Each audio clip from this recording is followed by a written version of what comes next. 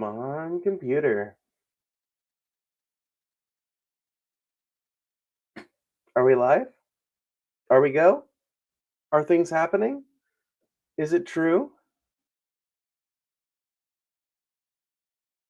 All right, let's get this. Let's see here. Let's get this loaded up real quick. We've got the State of the Union address already pulled up over on the TV. We're just going to get it loaded up here in Streamlabs, or StreamYard, I should say.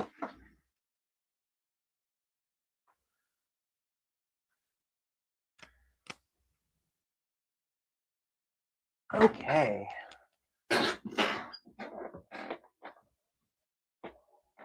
All systems go. Cool, cool, cool. Good to know. Good to know. Good to know. Alrighty. What's up, everybody? If StreamYard ever starts working, I'm gonna share my screen with you guys. But it's having a real hard time. It's not responding, so I don't know if you guys can even still hear me, but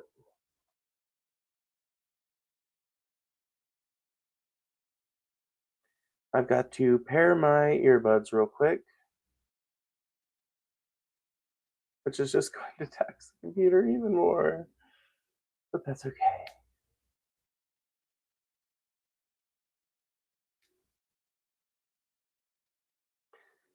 In the meantime, I don't know what to talk about. I mean, I do. We've got this like bingo card that we've got to do, but like everything that I have to do and want to do right now is dependent on my computer not being a slow piece of shit.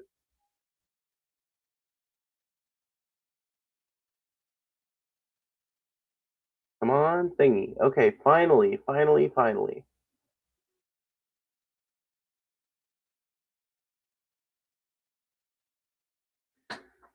Lord have mercy. Takes forever. This fucking computer is so fucking. Man, this computer is slow. Okay. Holy shit. Holy fucking shitballs. Alright. I probably shouldn't be saying that, but I can't help it. I've got very little self control. Now, if my goddamn computer will ever work, then I can add my Bluetooth earbud to the computer and I can get sound through it instead of trying to get sound through my TV, which you would like that might come through on the microphone. I don't want that. So donate so I can get upgrades to my computer. Okay, let's see here. What can I do in the meantime? I guess we can see, is he live yet? Because the president likes to make people wait. That's one thing I know about these events. No, it's just the walk-in right now. Okay, so we've got time. So right now, no, god damn it, you piece of shit! I need you to stay on. Ugh, turns off after like a minute of no use. Come on, computer. Add the computer device. Add device to the Bluetooth. It takes forever because it's got like 8 gigs of RAM. Actually, it might have 16. It just doesn't. I don't know. It's just fucking like. I don't know. It's funny. I got it paid off like 2 or 3 months ago, and since then, it has been a slow piece of shit.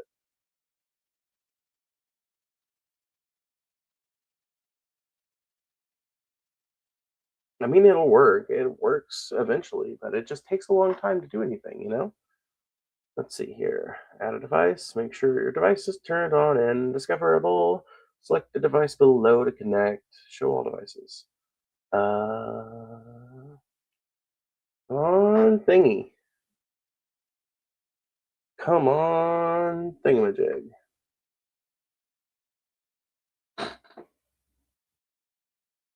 For some reason, it's not like showing the earbud that I have.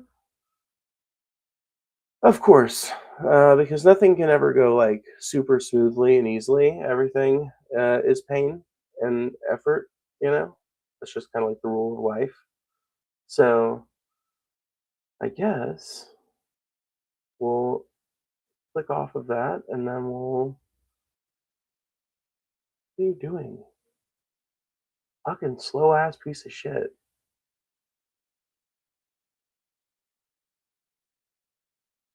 Audio devices. It is an audio device.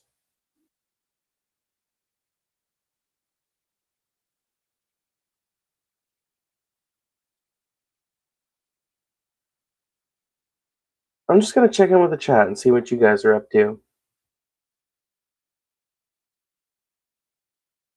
Why isn't the U.S. military taking him out? Because the military in this country believes in like utter fealty to the administration above all else. It's like you are trained from day one to believe in the orders of your superiors and people that fit that description. So it makes pretty intrinsic sense to me that we wouldn't, that we wouldn't see a military coup in a country like America. Man, this fucking sucks. I really want this shit to connect. I don't know why it's not working, but it's pissing me off. I really need this fucking headset to connect, bro. Come on, you fucking slow piece of shit. My computer sucks, and I'm so sorry that it's taking me so long to do this, but I'm trying to connect the Bluetooth headset so that I can listen to the audio of this without hearing it through my speakers because that's just going to be like super inconvenient. I'm gonna have to like not only pause it but then unmute myself every single fucking time, which is gonna be fucking lame and suck a whole lot. So I don't want to do that. I want to make things work the way they're supposed to work, but for some reason, my computer is choosing to just like be a total piece of shit right now and not. I don't know. Maybe it'll work if I do it with this one first. Let's see. This one barely works, but maybe it'll connect to this one.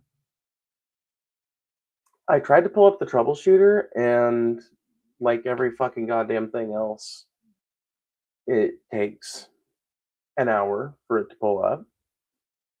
It's working, kind of, but not really. Finally, finally, finally, finally, finally, finally, finally. Oh my goodness. Let's see. Do we get any answers here? Fix Bluetooth problems in window. Whatever happened to the just basic diagnostic tool? Whatever happened to that? On the troubleshooter and get help. Yes. Is that going to work? No? Okay, well, um, that sucks a fucking giant load of donkey cock.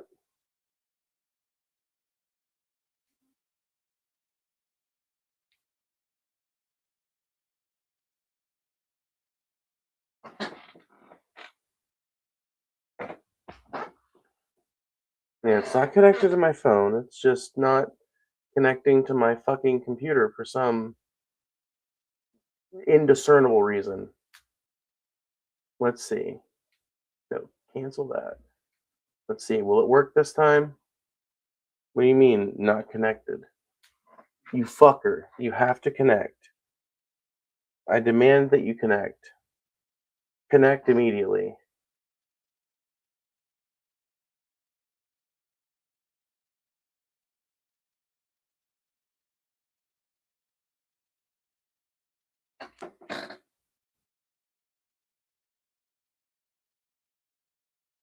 I didn't. What do you mean? Okay, remove. Let's see. I'm trying to see if I can remove it off my thing, and then now let's see if it'll let me add it. Bluetooth, please. BT7. Yep, and that's it. Come on, come on, come on, come on. Oh, I just heard it say connected. Yay! That took way too long. Way too long. Oh my god, that took way too long. Yes, 100%. Thank you, thank you. Bluetooth device does suck and seat. Yeah, dude, it's such a fucking. It's such a bothersome technology. I mean, it's good for what it does, but I wish it was a little easier to use it. Okay, so there's something we have to create while we are waiting for this. Let's see Is here. plummeting. Oh no, okay, it started. So we're going to be a little bit behind, folks, because we have to make a bingo card first. Because I promised that we would do a bingo card. So let me see here. I promised we would do a bingo card to one of my regulars earlier, and I just need. Here we go. There we go. 100%. Yeah, there we go. Uh, there we go. Okay. Alrighty. Let's just see here. I can do this. Let's see. Hopefully this time the app does not take a million years to open. Come on. What?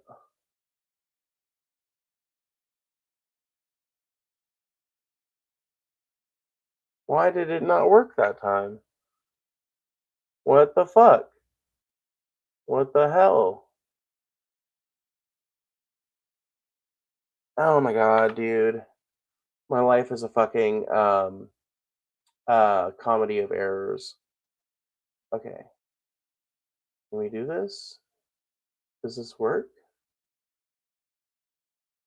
No. Why? I just installed the Lightshot app and I'm beginning to think that it just does not like Windows 10 or Windows 11 or whatever the fuck I have just doesn't like it and I'm having to do things manually. So you'll forgive me for taking too long. Will you ever support Trump by chance? Fat chance. I don't think Trump will ever support me, so I find it pretty doubtful that I'll ever support him.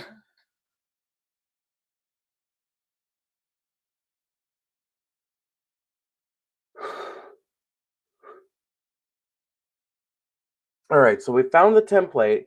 Now we just need to fill it up with our best guesses as to what is going to be said during the State of the Union. So we're opening our folder. Let's see here. Do I have a better layout so you guys can see me a little better? No? Not really, huh? I guess not, huh? Let's see here. We're going to open up probably Paint, honestly, because that'll probably be the simplest app to open. And we're going to turn this little template we have into a functional, useful um, State of the Union guess bingo card. So let's see here. Come on, light shot. Open the shit that I need you to open.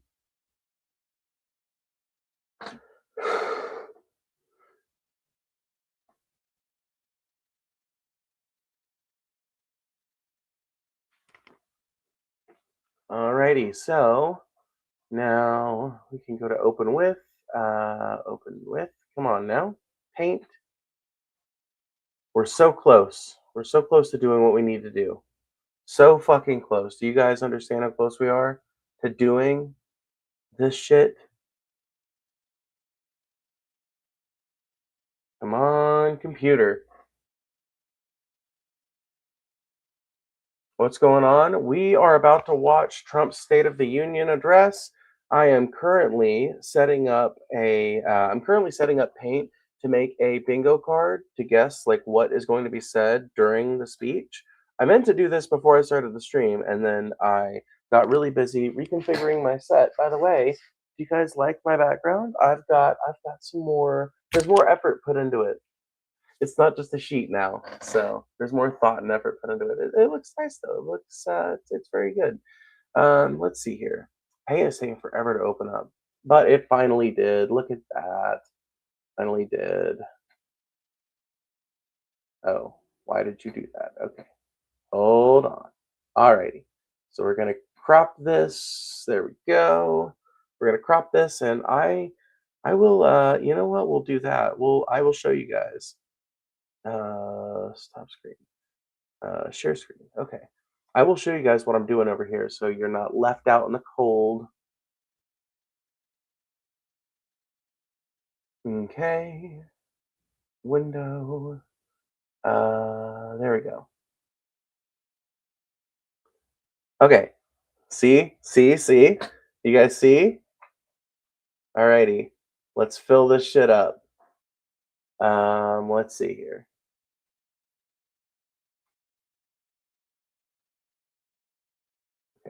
Hide. Hide that. Okay. Here we go. Here we go. So there was quite a few that we thought about earlier. We're just going to put those in here. We're going to need a much smaller font than that. Let's try 18. That's probably still a bit large for what we're doing. Let's see.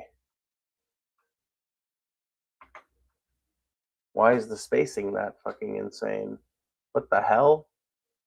What? Why is it? What is the? Huh? Why? Why? Why? Why though?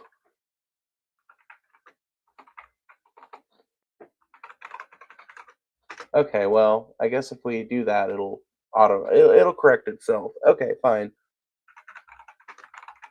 Okay, so there's number one. All right, all right, all right. See if we can make this look okay. Yeah, all right. We can make this work. We can make this work. Okay. So Trump warmongers against Cuba will be the first one. Let's see. What are some other ones you guys have? What are some other ones you guys have? Wait, don't tell me. Okay, no, I can't rely on the chat. I can't rely on the chat for this one. I just have to come up with these myself. Okay, so Trump warmongers against Cuba. Let's see. Trump God, I fucking cannot spell, can I? I can't type, is what I should say. What? What the fuck?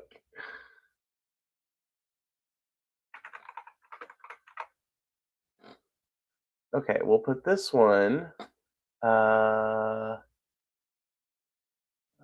Okay, we'll put this one like right over here. And then see if because I can't rely on the chat because if I look at the chat, you guys are going to tell me shit about what's happening in the speech. And I can't have that. So I can't even fucking like risk it. I can't even risk it. Let's see here. Grandiose hand gestures is a good free one. I did glance over and see that one, but he's going to do that in any speech. In any speech, so we'll make that one the free spot. Okay, all right.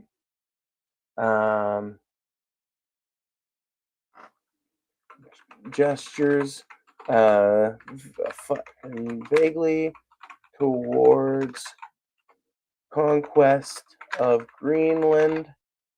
Okay, all right, all right, all right, all right.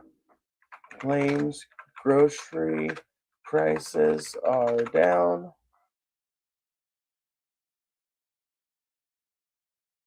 We'll do that one right up here. All right, all right, all right, all right. The hell is a warmonger? You really don't know? You seriously do not know. My chat is not Google, friend, but I would recommend you look it up. Okay, so next one, next one, next one.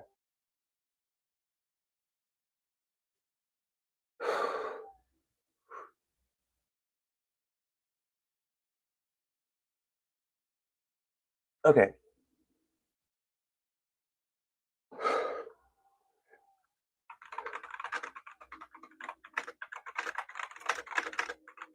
Mentions Epstein but calls it a hoax. Let's see. Alrighty.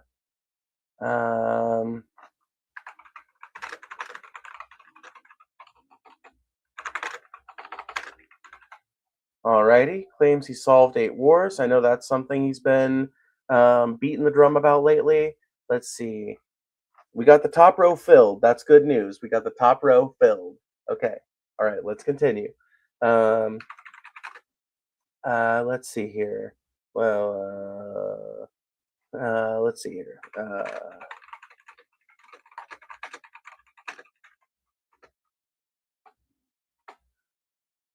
Okay. Let's put that one. Let's put that one down here. Yeah.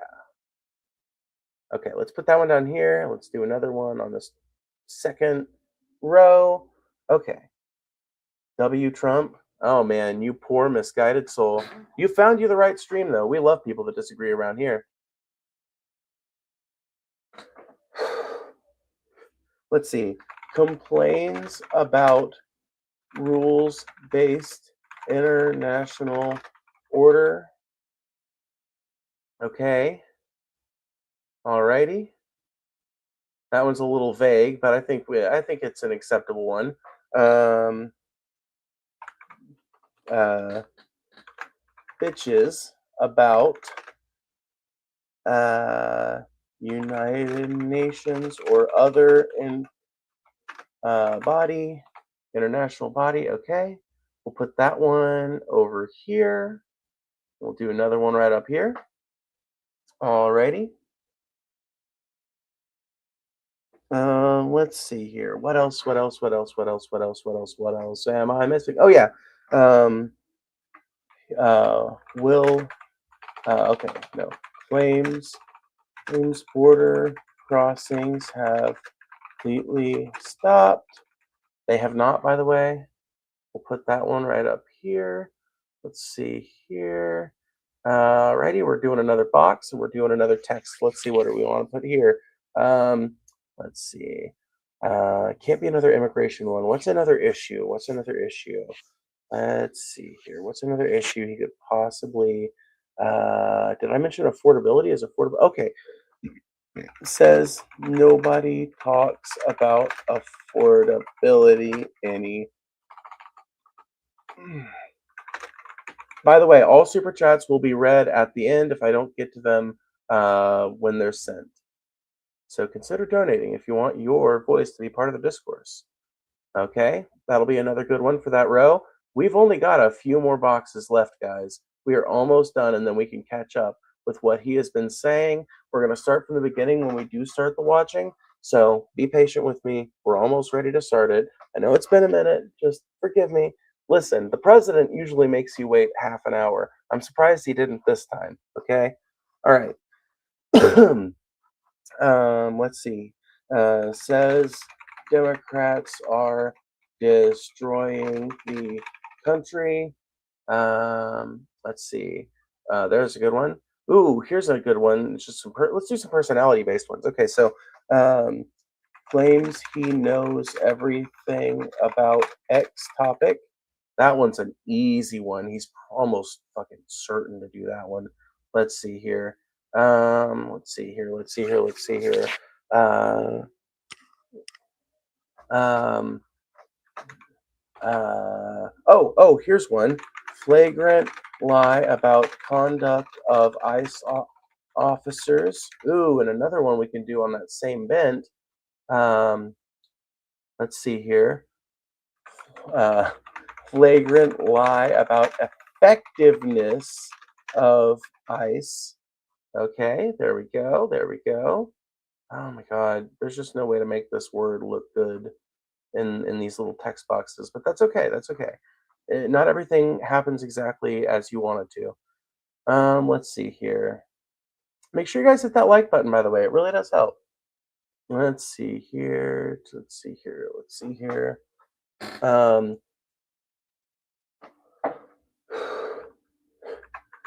Cites success of tariffs despite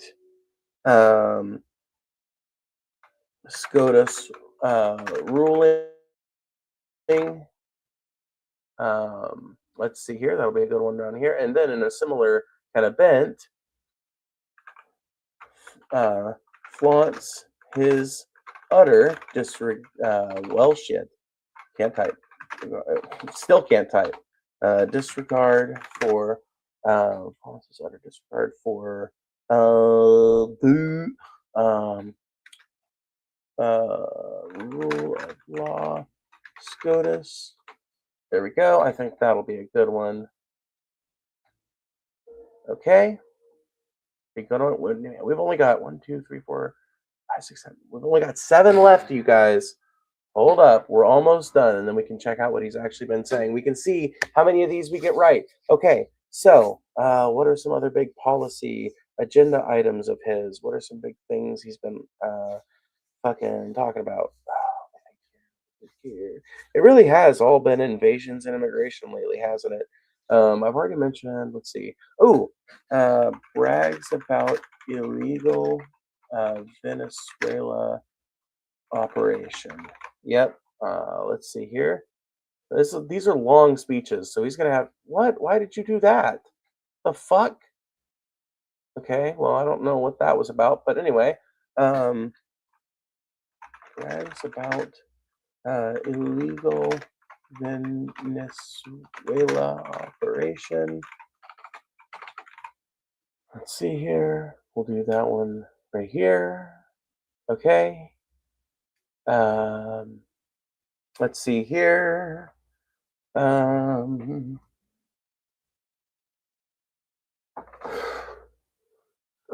brags about his own health. That's a good one. About own own health despite obvious health concerns. Okay. All right. Let's see here. Let's do another one. Um, um, uh, let's see here. Claims that um, claims that he's rebuilding America with AI. Okay, that's a good one. We haven't really had any AI mentions yet, but he's all about that shit. Um, let's see. Brags about surveillance state. Okay. Um, let's see here. Nope. Why did you do that? That's not what I wanted you to do. Okay. Let's see here. We've only got 2 boxes left. One of them is going to be calls Democrats terrorists. Okay. Alrighty. Um,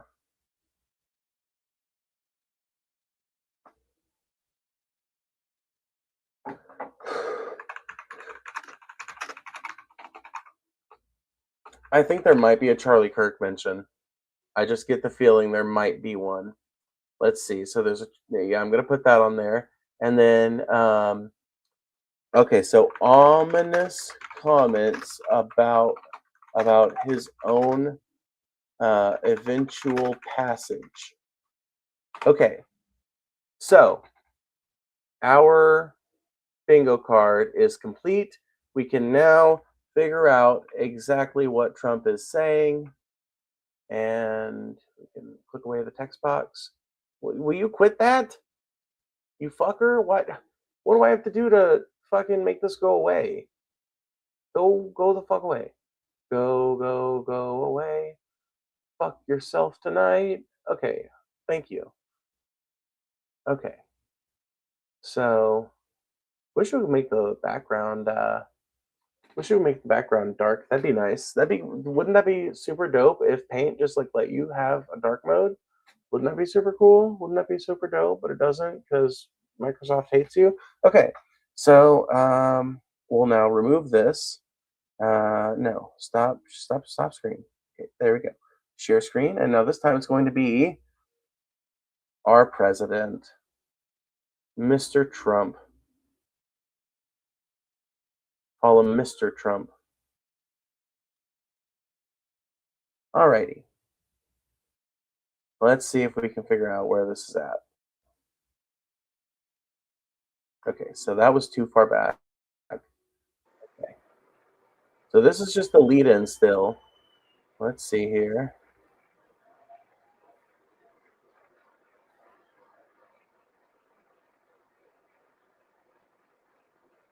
I don't know if you guys can hear this well, but I can't hear fuck or all. I mean, I can hear like a little bit. I can hear it okay, but I can't hear it very well. Man, they are just giving this man tons of applause just for being there. Dude, I don't know if you guys can see it, but this one guy towards the bottom right just looks like nonplussed. He doesn't look too impressed. Okay, come on, computer volume, you fucker. I don't know why you're doing this to me. Okay. Thank goodness.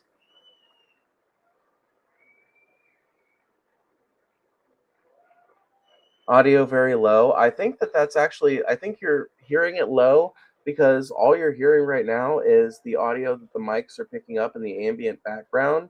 Like the mics think that it's someone whispering or something like that. It's weird. It's like the audio is actually quite high. I think it'll normalize when Trump actually starts talking.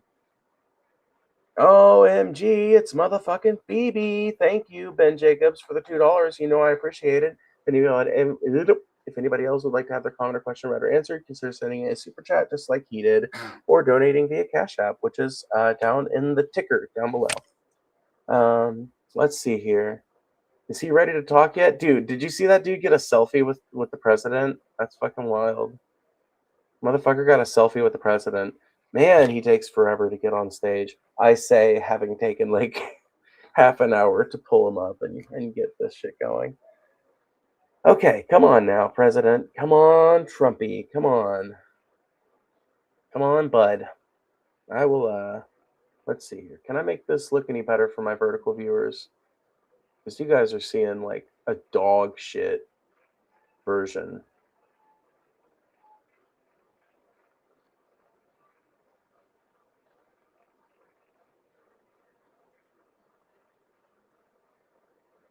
Okay, let's full screen that. Come on, you bitch. Do it.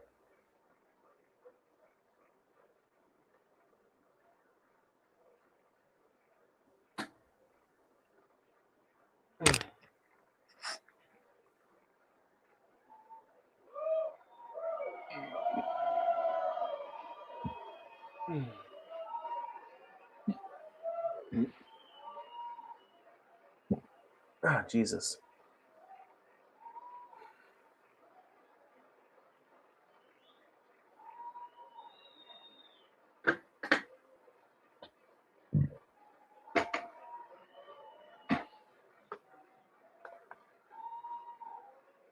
Yeah, you don't have to pay to have your comment read. It's just the best way to do it.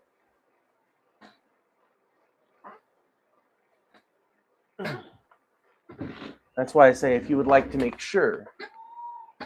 I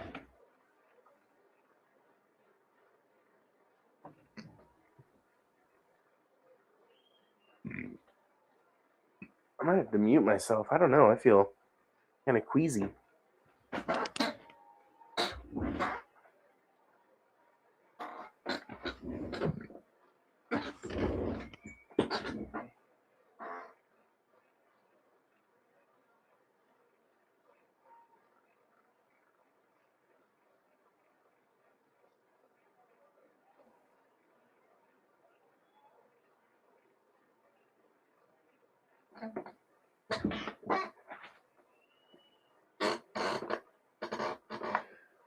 Look at all them plushies. I know.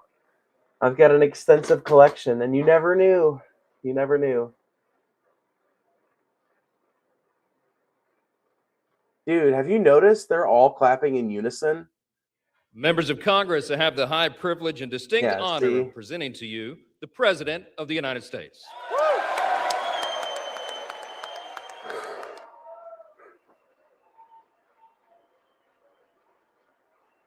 He looks so out of place. He is never really acclimated to the presidency, has he?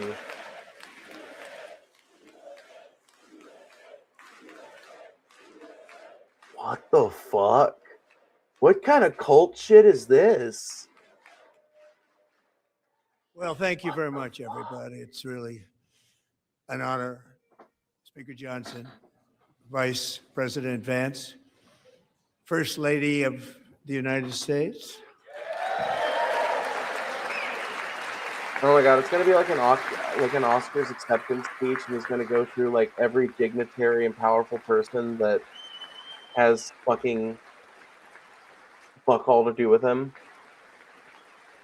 Thank you, Nanbot, for the $20. I appreciate it a ton. I work early, so here's your inevitable winnings. Thank Second you, Lady Nanbot. I of the appreciate United it so much. States. Thank you. I appreciate that. Nothing wrong with saying USA. I tend to agree, but I do think that there's something wrong with like shouting it like in unison. Members of Congress and my fellow Americans, Our nation is back, bigger, better, richer, and stronger than ever before.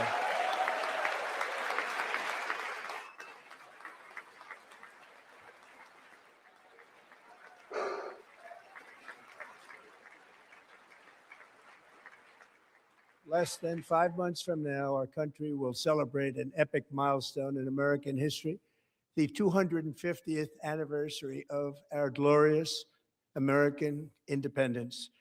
This July 4th, we will mark 2.5 centuries of liberty and triumph, progress and freedom in the most incredible and exceptional nation ever to exist on the face of the earth. And you've seen nothing yet. We're going to do better and better and better. This is the golden age of America.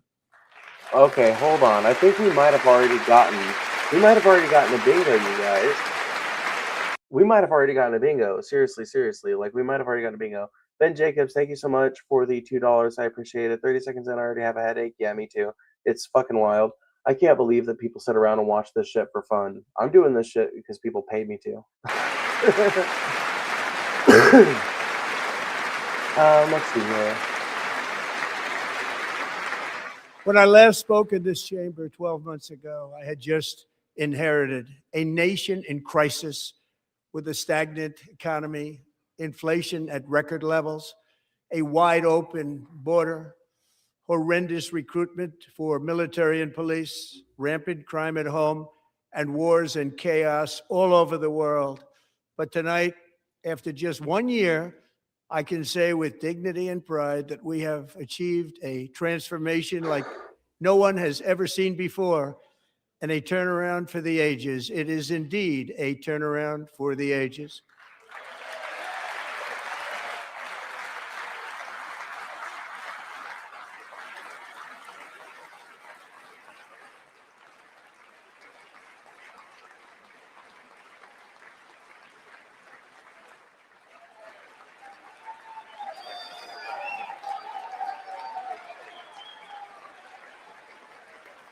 Sorry, I'm just getting the bingo. And we will never go back to where we were just a very short time ago. We're not going back. Today, our border is secure.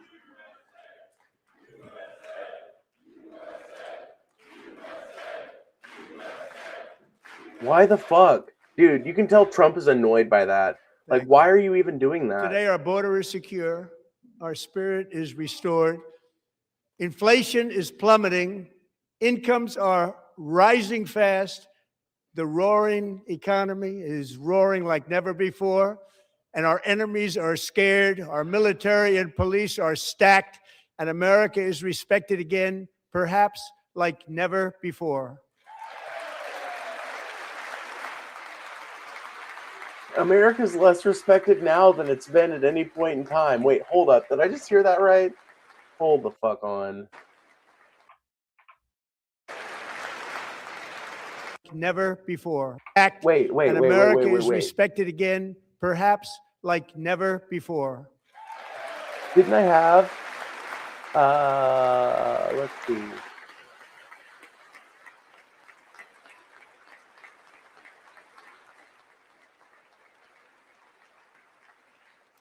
After 4 years in which millions and millions of illegal aliens poured across our borders, totally unvetted and unchecked, we now have the strongest and most secure border in American history by far.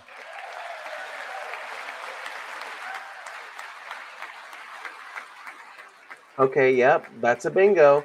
He fucking brags about the effectiveness of ICE.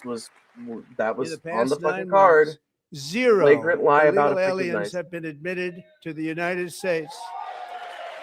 Fucking holy shit! Lies about 0 border crossings. Dude, oh my god, I can't believe. Oh my god, holy shit. Says border crossings. But we will always allow people to come in legally, people that will love our country and will work hard to maintain our country. We've already got 2 bingos, y'all. We've already got 2 bingos.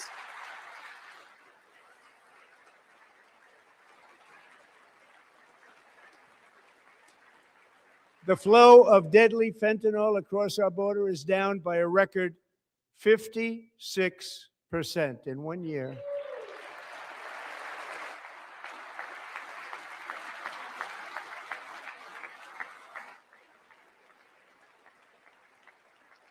And last year, the murder rate saw its single largest decline in recorded history. This is the biggest decline, think of it, in recorded history, the lowest number in over one.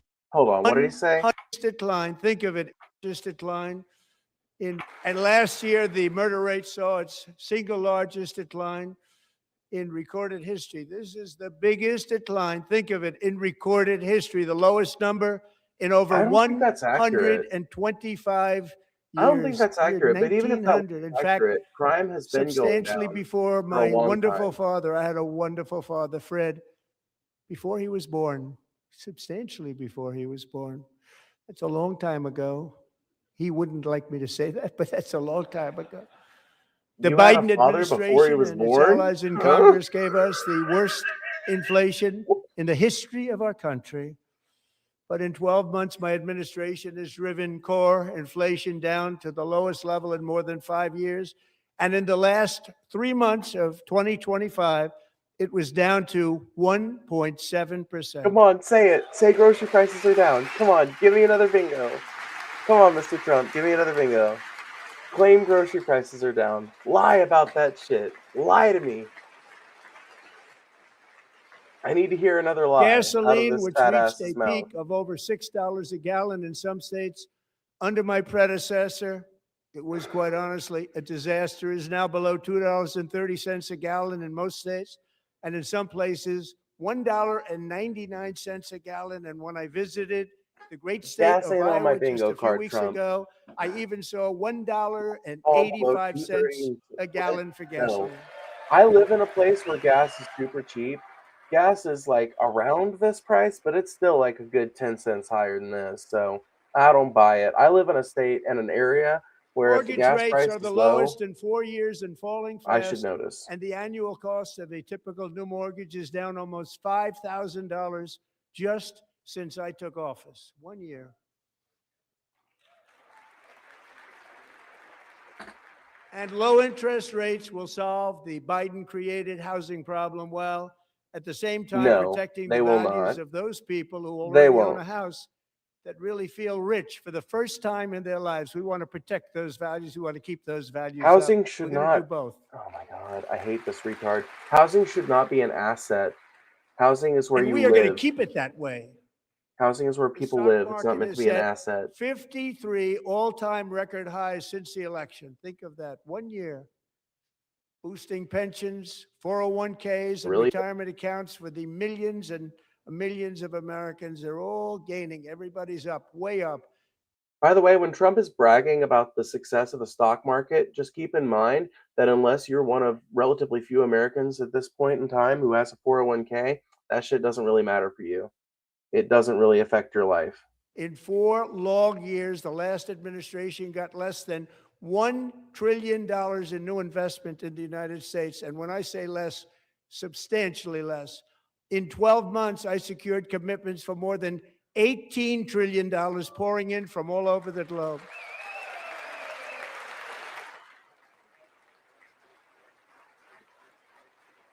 I feel like he's bragging about this as if it's not something that happens every fucking year, no matter who's in office. Much less than $1 trillion for 4. People love to invest in the United States. The United States has a giant market. There's like over 300 million people here, and we are the most consumerist country on the planet. So, duh, of course places are going to be investing in this country. I do not believe him, and neither should you, when he says that under his predecessor, it was less than $1 trillion. I don't buy it. 4 years versus much more than $18 trillion for 1 year. What a difference a president makes. A short time ago, we were a dead country. He just lies through his fucking teeth. Now we are the hottest country anywhere in the world. The hottest. Literally just lies through his fucking teeth.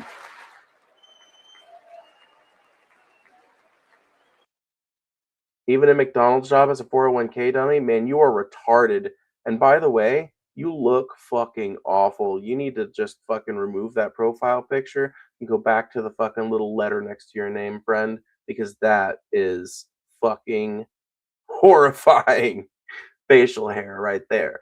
But the only McDonald's job that's going to come with a 401k is if you're working full time and like fully full-time, as in they have to give you benefits. So sounds like somebody's never worked a McDonald's As job. thousands of new businesses are forming in factories, plants, and laboratories are being built, we have added 70,000 Well, new that's a bingo. construction jobs in just a very short period of time. It's getting bigger and bigger and stronger. Nobody can believe what they're watching. American oil production is up by more than 600,000 barrels a day, and we just received from our new friend and partner, Venezuela, more than 80 million barrels of oil. Okay, never mind. That was not a bingo. The Venezuela thing might be, though. Let's see here. Brags about illegal Venezuela operation. Come on, Trump. Talk about how you did it. Natural gas production How is did at it an happen? all-time high because I kept my promise to drill, No. baby, drill. Oh, somebody said in the chat earlier, drill, baby, drill would be in there, but I didn't fucking think they were right. Oh, no. More Americans are working today than at any time in the history of our country. Think about that. Any time in Whoa, the did history you guys of see our country, that? more working today. Did that shit And look as weird to y'all as it did? 100% Holy of shit, all wait a minute. Did you guys see that? in the history of our country, more working today. And 100% of all jobs created under my administration have weird. been in the private sector.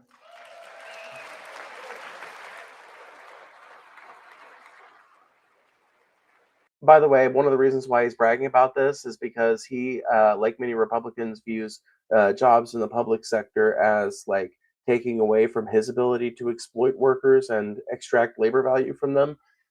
He is, like many Republicans, adamant that public sector jobs don't actually count as jobs for some reason. They count as jobs to the people who work them, they count as jobs to the people who are reliant on their services, but they don't count as jobs or shouldn't on the job report. It's bullshit, as usual.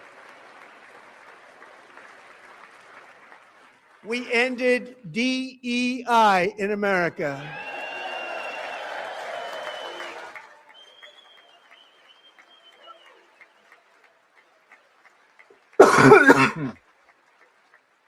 You have to literally got a record number of job-killing regulations, and in you have to literally not even think about what DEI means to think that that's a brag. 1 year, we have lifted 2.4 million Americans, a record, off of food stamps.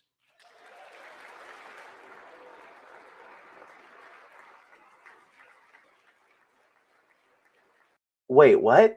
Okay, hold on. He just bragged about kicking people off of food stamps and reframed it as lifting them off of it. No, this is a complete reframe of the facts. Trump did not lift. He did not lift 2.4 million Americans off of food stamps. He forced 2.4 million Americans off of food stamps by creating, by creating a mechanism for that with legislation. Like, this is a complete reframing of the facts.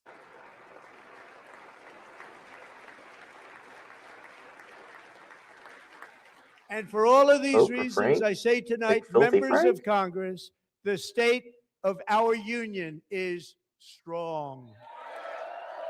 Strong. We're very strong.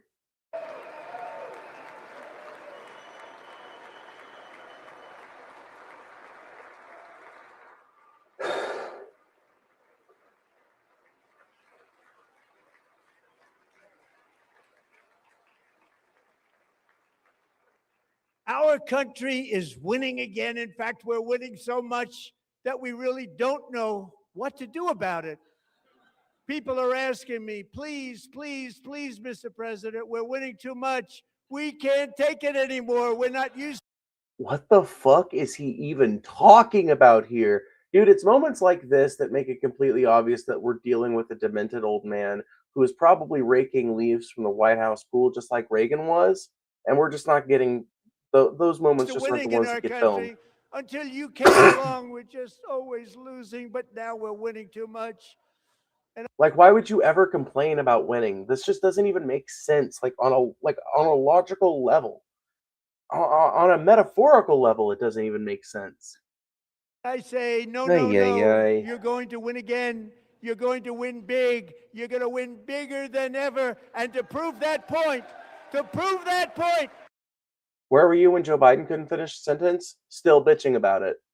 Yeah, I'm not a partisan when it comes to American fucking electoral politics. I'm a leftist, which means I'm an opponent of the Democrats and the Republicans. The Democrats love to take up the mantle and aesthetic of the revolutionary left. People like me, whenever the Democrats need to win elections, but they abandon us and reject us whenever they are in power and actually have access to the um, to the mechanisms of power. So yeah, my brain is melting. Please help. I can't. This is your brain on Trump, Ben. Here with us tonight is a group of winners who just Oh made my the entire god. nation Look at that, proud. like, The men's gold medal Olympic hockey team. Come on in. oh my god. Oh my god. Oh my god. Oh my god. They're literally doubling down on fucking. Okay, so you guys remember like 2 or 3 days ago when they won this medal, Kash Patel was caught partying with the fucking team, literally caught partying with the team, and he used like the FBI's private jet for him to fly around and finance that whole fucking trip, justified it by saying, "Oh, I had business needs in Italy with the FBI." Literally everything he did there could have been an email, but he wanted to spend taxpayer money to go to a hockey game in Italy. They're doubling down on it. Look at that.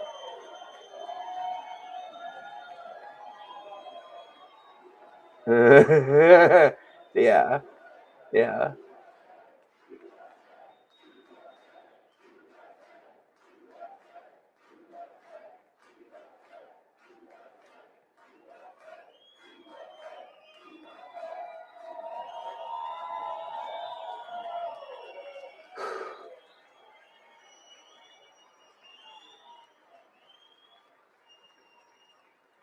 Look at that silver platter for all those glass of water. I know. It's just like this is just one of the many pieces of evidence that we have surrounding us today that we live in a corporatocracy, an oligarchy where an increasingly small number of bourgeois fucks rule over us.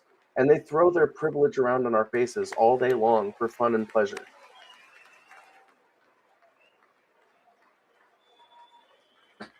Go ahead.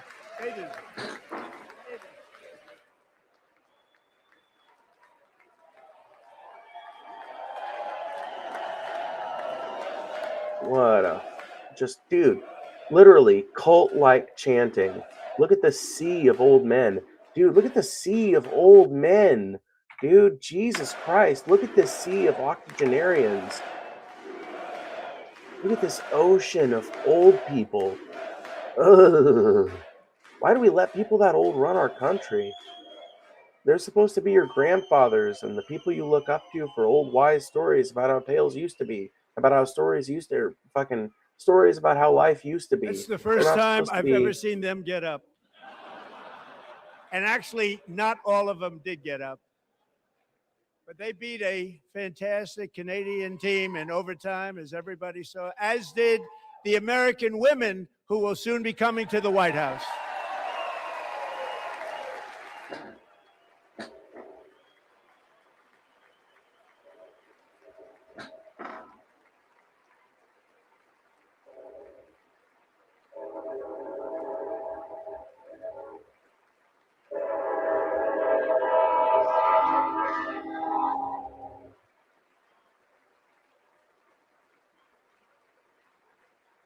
Man, they are giving this team fucking like minutes of applause. Multiple minutes of applause They for were in some the random Oval hockey Office team. before, and I just want to say a second very big congratulations to Team USA. But I have I to get say it. It's that, Team and I told USA at the them this, fucking and we World took a Cup vote or whatever, but with still. the team. I said, anybody votes Fucking no, I'm hockey not team. doing it.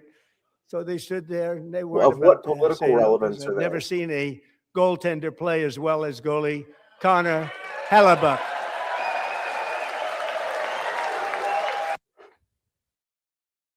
Lots of white every time they zoom out. Yep, yep. Every time you see it, you just see the sea of white hair and old people. Dude, look! Oh my god! Oh my god! Oh my god! Oh my god! Look at his hair! Look at his hair! Look at his hair! Dude, this is an old man. This is an elderly man. This is an elder. Oh my god!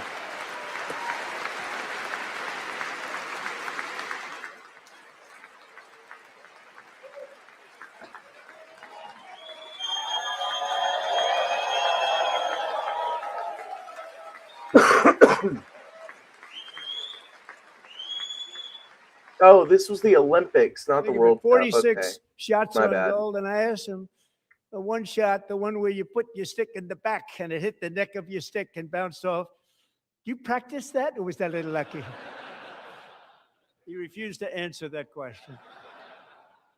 But I just want to tell you that the members of this great hockey squad will be very happy to hear, based on I don't think that's what a hockey team is called, Trump. their vote and my vote. Called, man. And in this case, my vote was more important. That I will soon be presenting Connor with our highest civilian honor, which we will be given and which has been given to many athletes over the years. But when I say many, not too many, like 12. Okay, Trump, come on now. It's called fucking the skip highest this athletics civilian shit. I don't honor care about it. in our country, nobody, the Presidential Medal of Freedom. This. What? Did he just say he's going to be given a fucking Presidential Medal of Freedom? Who now? Many athletes over the years.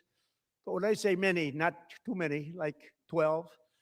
It's called the highest medal of. So he's giving him a Presidential Medal of Freedom for being a. Is this normal? Can someone tell me if this is something other presidents have normally done?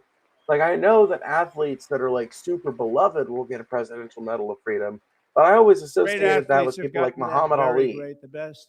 And I thought he deserved it. And I did take a vote, every single one of them. I said, I'm not giving it if anybody goes no. And every single one of them rapidly put. Is this boy in a dress? Are you talking about the Paul Zigo discourse? Put up their hand. So I want to thank you. What a special job you did. What special champions you are. Thank you very much. Yeah, that hockey team does not look like they're like, you know. They kind of look a little nervous, honestly, to me. Maybe I'm wrong, but they look a little nervous to me. All right, Trump, give me some more fucking bingos. I need some more bingos. Mama needs to make some money. The next time the Olympic torch is lit, it will be here in America for the 2028 Olympics, and it's the summer version right in Los Angeles. We're going to do a good job in Los Angeles. I feel like Trump was briefed about the Olympics 5 minutes before this speech. Was like, hey, just so you know, the 2028 Olympics are coming out, and they're going to be in LA, so you need to promote that too. And like, the Winter Olympics are going on, but it's going to be back in 2 years. It's going to be in LA.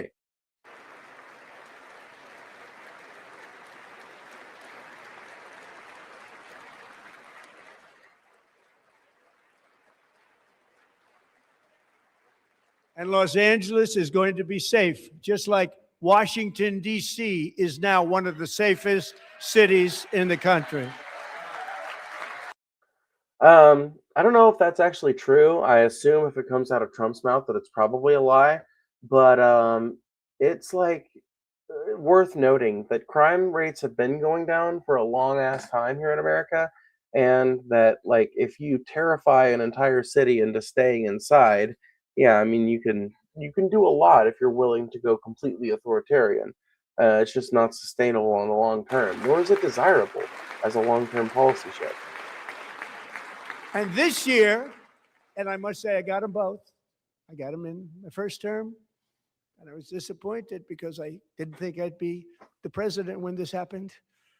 But strange things took place, and now I've got them because I got the Olympics and I got the 2026 FIFA World Cup, and I wanted to claim the 250th, but I didn't get away with that one. I couldn't claim that one for myself, but we're getting the World Cup, so we have. Literally, he is obsessed with claiming ownership over every fucking possible thing he can. This man wants to own the entire planet. This is a man that wants to own the entire planet. The World Cup and the Olympics coming, and that is exciting news. That is one big sea of white. Oh my God. So this will be a year to celebrate shit. Our country and the heroes who have kept it free. Men like Buddy Taggart. At age 17, Buddy volunteered to defend America in World War II, serving in the Pacific under the great General Douglas MacArthur. He fought bravely in the famous Battle of Manila, worked so hard. He was badly wounded and almost killed by enemy machine guns in Luzon. And 81 years ago this month, he liberated the largest internment camp in the Philippines, one of the largest anywhere in the world. But he earned many honors, including a Purple Heart and a Bronze Star, came home, started a family, and tonight he is in the gallery looking forward to July 4th, 2026, his 100th birthday. Okay, now I get it. I was wondering why he was talking about some old veteran like he gives a fuck about previous wars. I was wondering where this was going. Good guess, Shag, but wrong. My name is Pheebz, and always will be.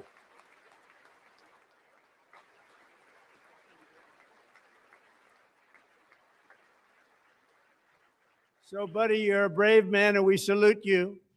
Even Bro, I know. in times of challenge, setback, and immense heartache, the spirit of 1776 has always shone through very brightly.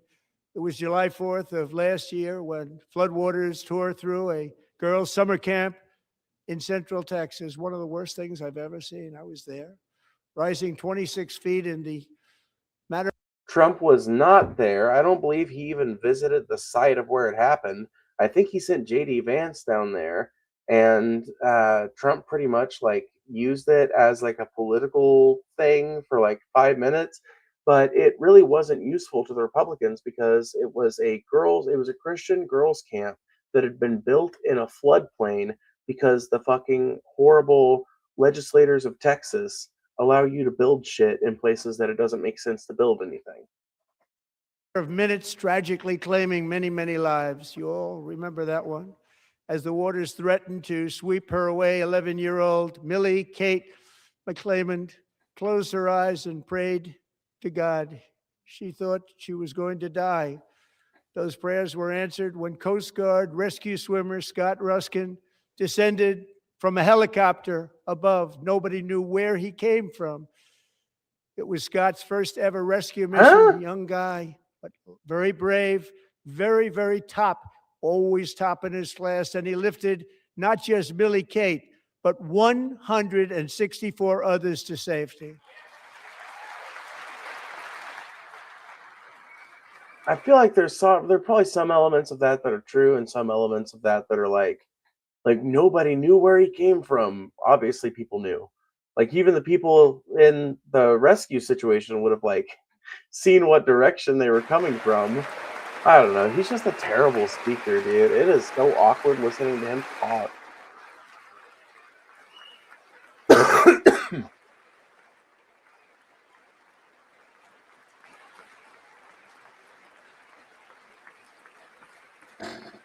Yeah, from the helicopter above, but nobody knew where he came from. Like, what is that about? People watched Scott from a distance, and they couldn't believe what they were seeing. The winds were blowing, the rain was pouring, everything was going, and that rapid water, nobody's ever seen anything like it. They said, wow, that's something. Tonight, Scott and Millie Kate are here together, reunited for the very first time. Thank you, Scott, Millie Kate.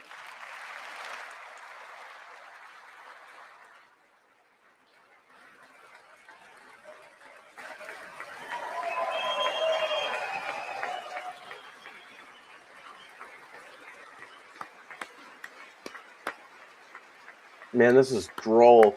Holy shit, dude. I forget that like a big chunk of the State of the Union is just and the Petty president. Officer Ruskin.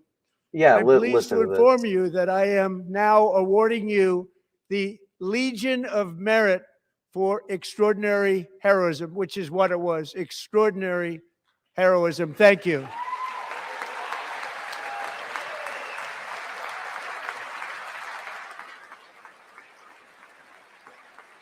Well, that must have been planned beforehand, so whatever. And I'd like to have the military aid to please come down. It's an optics win for any incumbent administration to like be able to pin medals on its soldiers and shit. It's just like a sign of, continued nationalism. It's a trend that's been going on in America for a very long time, not exclusive to Trump in this particular And instance. take care of the service, military aid. Thank you very much. Take care of that. Very important. Even his grandiosity really isn't out of place when it comes to this particular tradition. The service. Thank you very much. From 1776 to today, every generation of Americans has stepped forward to defend life, liberty, and the pursuit of happiness. And they're really doing it for the next generation. But now it's our turn. Together, we're building a nation where every child has the chance to reach higher and go further, where government answers to the people, not the powerful, and where the interests of hardworking Americans. Oh, that is fucking hilarious. That is rich coming out of Trump. A government where it answers to the people. Yeah, like you're doing universal health care, right? Because the vast majority of Americans want that. It's just ridiculous. Trump is literally an authoritarian leader who considers the interests and needs of his corporate buddies before he considers anything else. American citizens are always our first and ultimate concern. That is the debt we owe to the heroes who came before us, and that is the promise we must keep to America for our 250th year.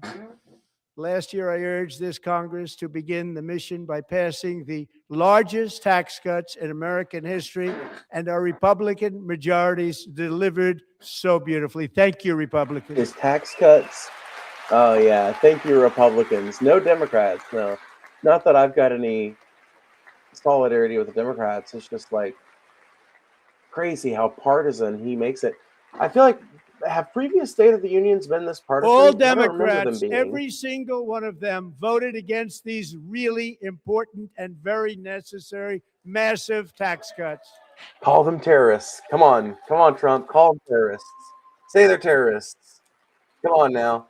Come on. They wanted large-scale tax increases to hurt the people instead. But we held strong, and with the great, big, beautiful bill, we gave you no tax on tips, no tax on overtime, and no tax on Social Security for our great Say they're destroying the country. Say the Democrats are destroying the country. Say they're destroying the country. Come on. Say they're destroying the country or call Democrats terrorists. Do one of them. I missed 7017. And we also made interest on auto loans tax deductible the first time, but only if the car is made in America. Well, that's a fucking specific and obscure policy to cite and brag about at your State of the Union, but okay. Recently in Pennsylvania, I met Megan Hemhauser, a devoted mom who's homeschools her children. Beautiful, 2 children. During the day while waiting tables. I was really hoping we were going to get a Democrats or terrorists, but we unfortunately did not get a Democrats or terrorists. At night, as her husband we works might still. overtime, We might get a third operating bingo. very heavy equipment. Megan is here this evening, and she's happy to tell you that she is so much richer because with no tax on tips, no tax on overtime, and her expanded child tax credit done again by Republicans, Megan and her husband will take home more than $5,000 extra just for the year, cutting her tax bill in more than half.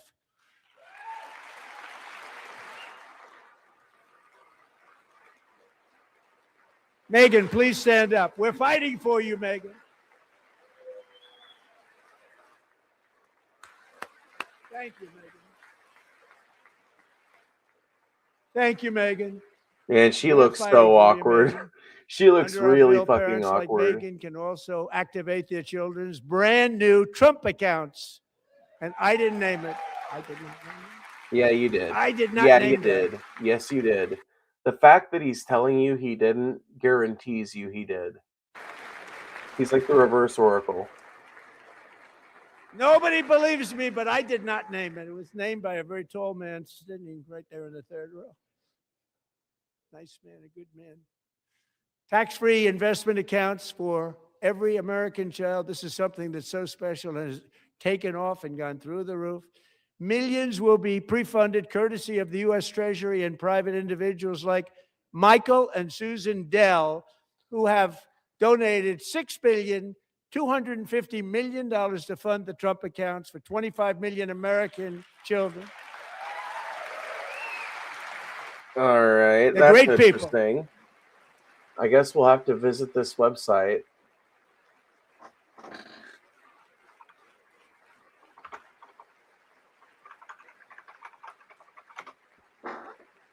You know, I asked Michael Dell, how do you make all that money? He said, well, I just sat on my dorm in school and I made computers and I'd sell them to people. And I just kept selling and selling and selling. And pretty amazing story. That's called the American dream. He sold a lot of computers, a lot of those laptops. So I congratulate him on that. But I really thank him and Susan, as well as others like Brad Gerstner, a very tremendous guy. He was behind it right from the beginning. Brad Gerstner. Thank you, Brad.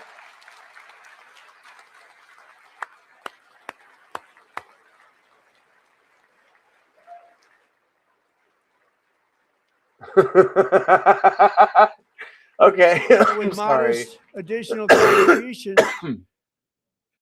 Okay, so this is like, I don't know, man. This is fucking crazy. So from what I'm reading over here, so Trump accounts jumpstart the American dream. We're building long-term financial security for millions of children by creating tax-advantaged investment accounts for U.S. citizens under the age of 18. Fill out your form 45, 47 below to make your election for the 2026 tax year.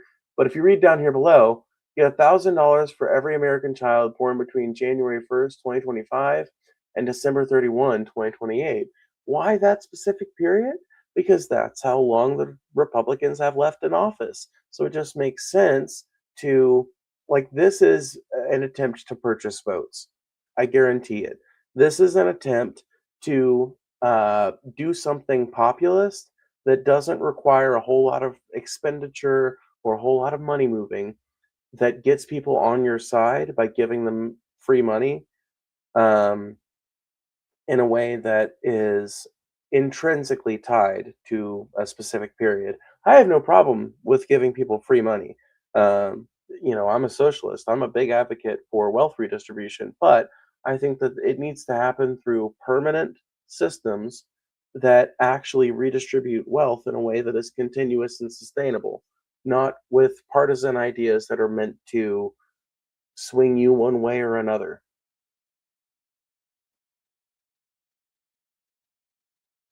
Let's see here. These young people's accounts could grow to over 100. He's awfully confident on Scream after Sasha Riley. Who? I guess I'm not familiar with the story there. $1,000 or more by the time they turn 18. Think of it. How much money is that for somebody that started with nothing?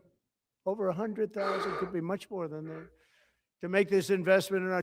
I mean, that is entirely dependent on the continued growth of the stock market, and the stock market does not always grow. Sometimes the stock market experiences downturns, and not only that, but like the country could go a lot of directions between now and the time a kid turns old enough to take advantage of that Trump account. Future, go to trumpaccounts.gov, trumpaccounts.gov, and a lot of people are. Give me 1 second, y'all.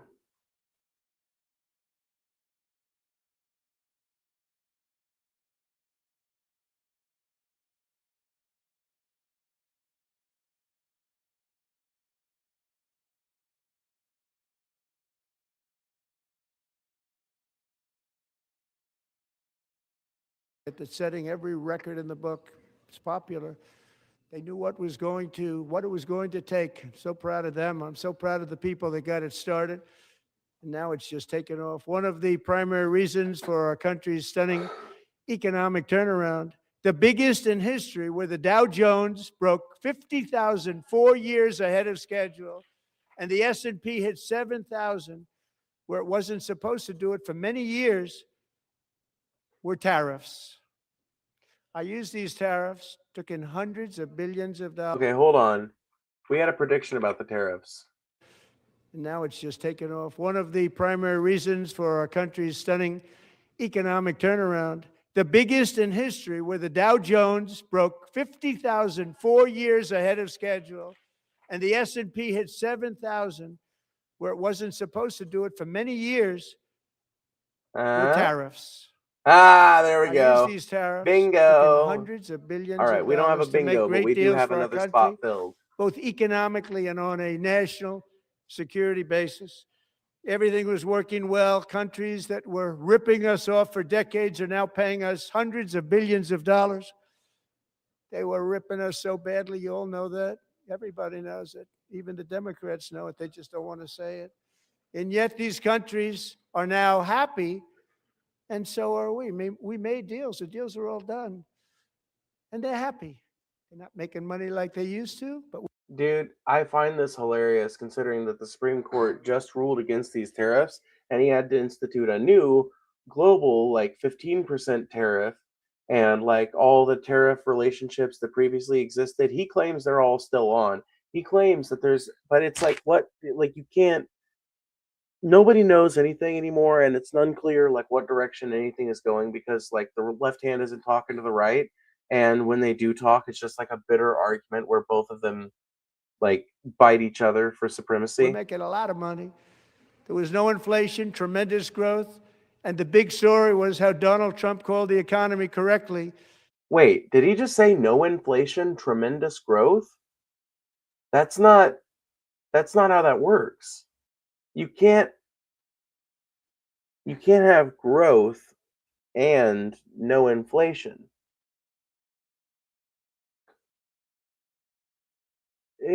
I don't like, he's a businessman. He should know this better than anybody.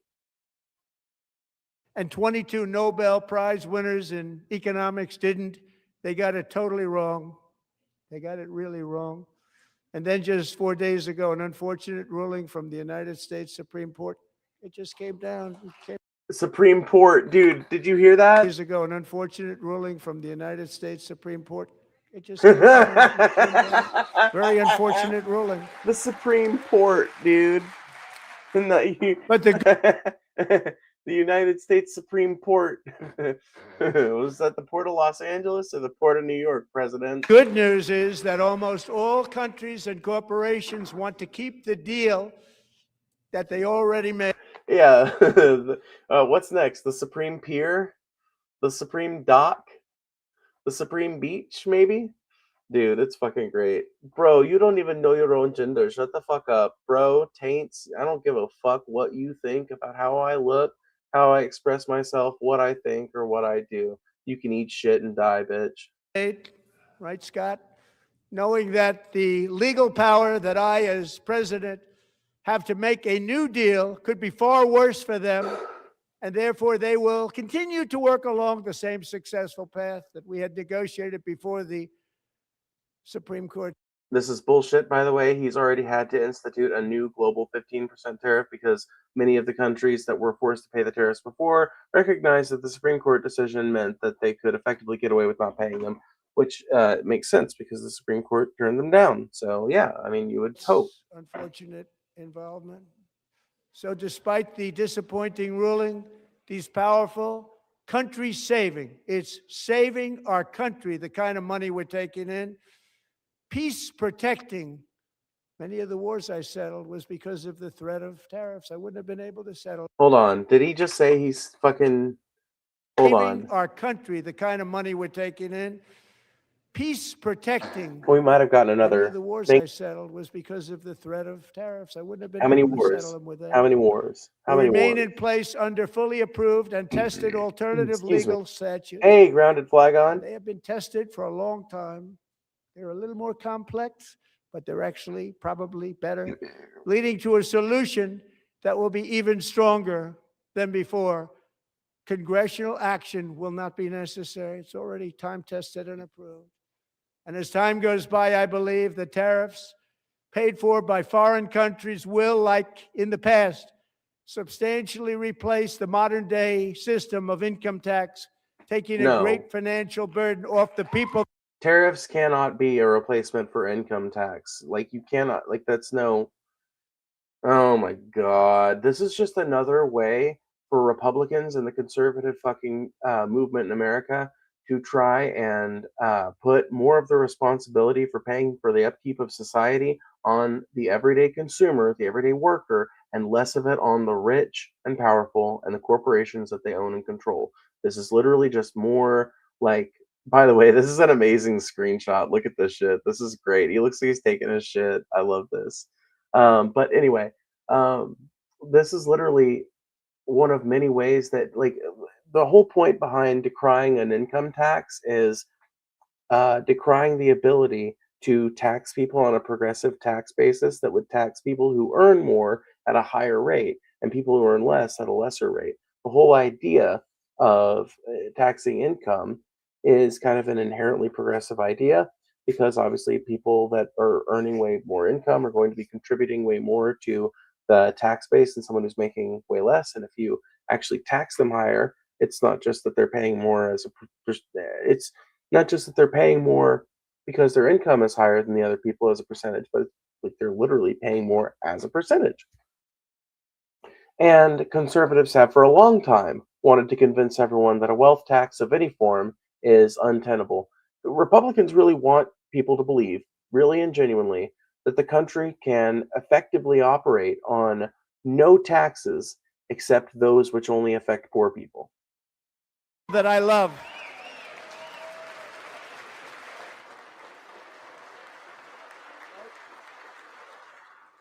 Right?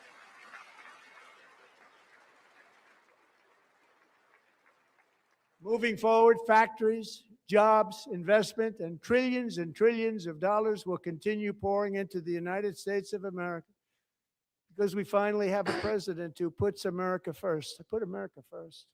I love America. Doubt.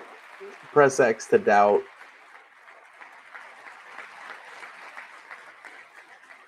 Come on. For Trumpy. decades before I came along, we had the exact opposite. From trade to healthcare, from energy to immigration, everything was stolen and rigged in order to drain the wealth out This is literally so fucking, oh my of God. the productive, hardworking people who make. Literally everything you do is a continuation of those policies. You are just a worse version of Joe Biden. You are a worse version of yourself from 2016 to 2020. What the fuck do you mean? Our country great, who make our country run. Under Biden and his corrupt partners in Congress and beyond, it reached a breaking point with the Green New scam, open borders for. By the way, the Green New Deal never happened. It died in Congress every time that somebody tried to put it up, and people like the Republicans weren't even really the reason why that happened. It was largely because of obstructionists within the Democratic Party. People like Kirsten Sinema and Joe Manchin held up that legislation from ever progressing forward, just like they held up the infrastructure bill, just like they held up the CHIPS Act until it was amended in their favor. Literally, obstructionism was the fucking order of the day, and the Democrats effectively never fought back against it, which is one of the many reasons why they lost in 2024. Everyone, they poured in by the millions and millions from prisons, from mental institutions. They were murderers, 11,888 murders. They came into our country. This is bullshit. The vast majority of undocumented immigrants have never committed a crime either in their home country or in America. So this is just complete bullshit. Allowed that to happen. And record-setting inflation that cost. Not only that, but they just claimed the Democrats had an open border policy when Joe Biden's border policy was the harshest border policy that had been seen up until that point. It was even harsher than Trump's policy 2016 to 2020. Presidents have gotten worse on this every fucking cycle.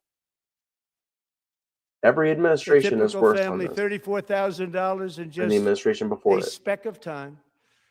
Now the same people in this chamber who voted for those disasters suddenly use the word affordability, a word they just used it. Somebody gave it to them, knowing full well that they caused and created the increased prices that all of our citizens had to endure. You caused that problem. You caused that problem. No, literally, this is so bullshit. Okay, so no specific administration caused grocery prices to rise because once again, every administration is in bed with the corporate elites, and it's the corporate elites who cause grocery prices to continuously go up.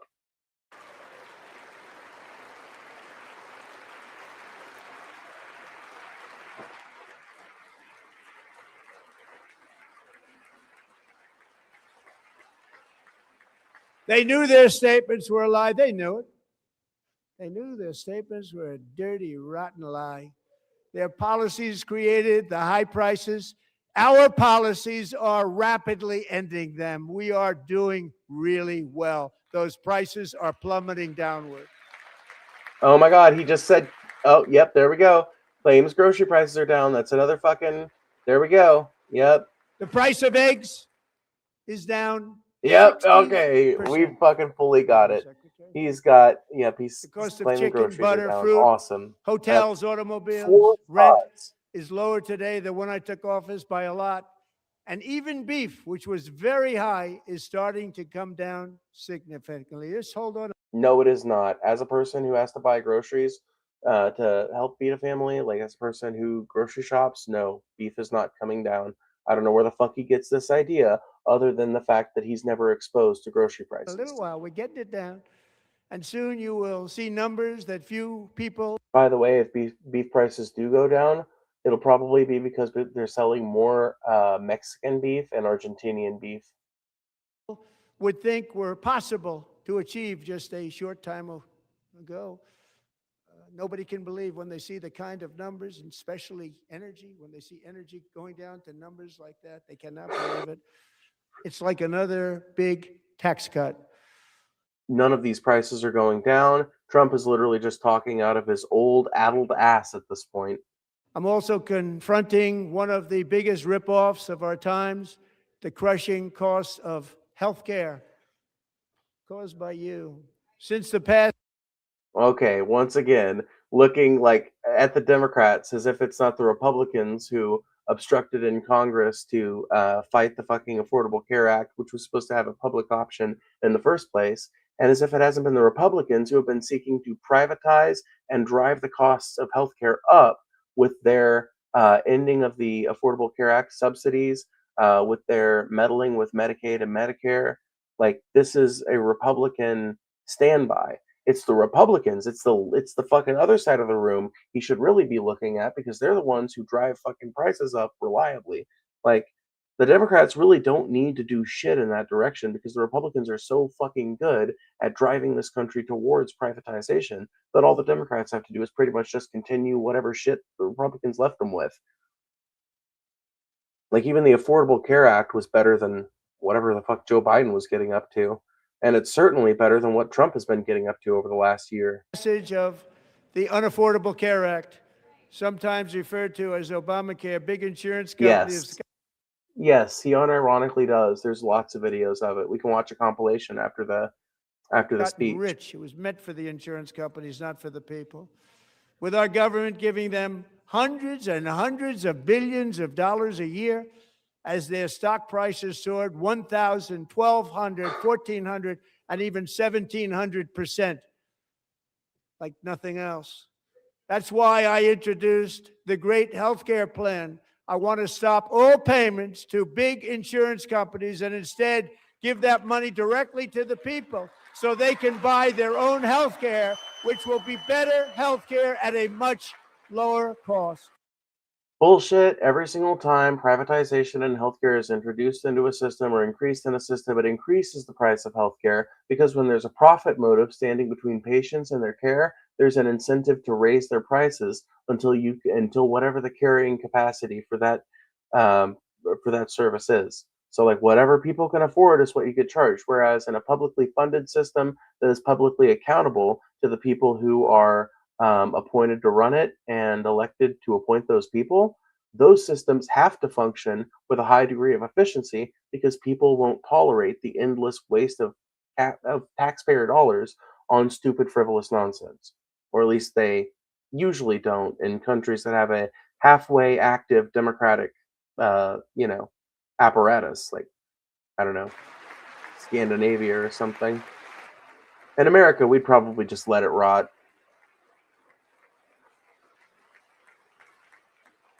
We like doing cocaine a whole lot more than we like voting. In addition, my plan requires maximum price transparency. That's a big deal. Sounds so simple, so big. I know. Oh, hallelujah! It's like fucking, like what? Like you're literally bragging about what should just be the default. And I did that in my first term, and the Democrats immediately terminated it with full knowledge that they were doing a very bad thing for the people. Of course, we're going to go way up, and that's what happened. And now I'm bringing them way down on healthcare and everything else. I'm also ending the wildly inflated cost of prescription drugs like has never happened before. Okay, literally, he hasn't even affected the price of prescription drugs. The Trump RX website has a number of drugs that it's selling for higher than you can find them online at other resellers. So simple. So simple. Make sure you send a super chat if you want to make sure your comment or question Other gets better presidents answered. tried to do Viewer it, supported channel. but they never could. They tried. Most didn't try, actually. But they tried. They said they tried. They couldn't do it. They didn't even come close. They were all talk. No, literally no president has ever fucking ran around saying that they're going to like make everything cheaper and like up, like literally that just doesn't not even make sense, dude. Ay. No, you are pretty much the only fucking president who has been willing to co-opt enough populist rhetoric to go around talking about how cheap everything's going to be during your term. And everything has continued to get more expensive, which is why other presidents talk about making things more affordable by switching the way that they're paid for and shit like that. And no action, but I got it done. Under my just enacted most favored nation agreements, Americans who are for literally so disgusting you couldn't possibly comprehend it. Literally, I don't think we could comprehend it. decades paid by far the highest prices of any nation anywhere in the world for prescription drugs will now pay the lowest price anywhere in the world for drugs. That's just bullshit. I don't know where the fuck he's getting that from. There are lots of countries on this planet, and the vast majority of them pay way less for prescription meds than Americans do, no matter what fucking changes he's made to the system. Because, like I said, the Trump RX fucking website has not actually reduced the overall price of prescription drugs in America, and even that site has higher prices than some of the like lowest prices options that you could find. So anywhere, the lowest price.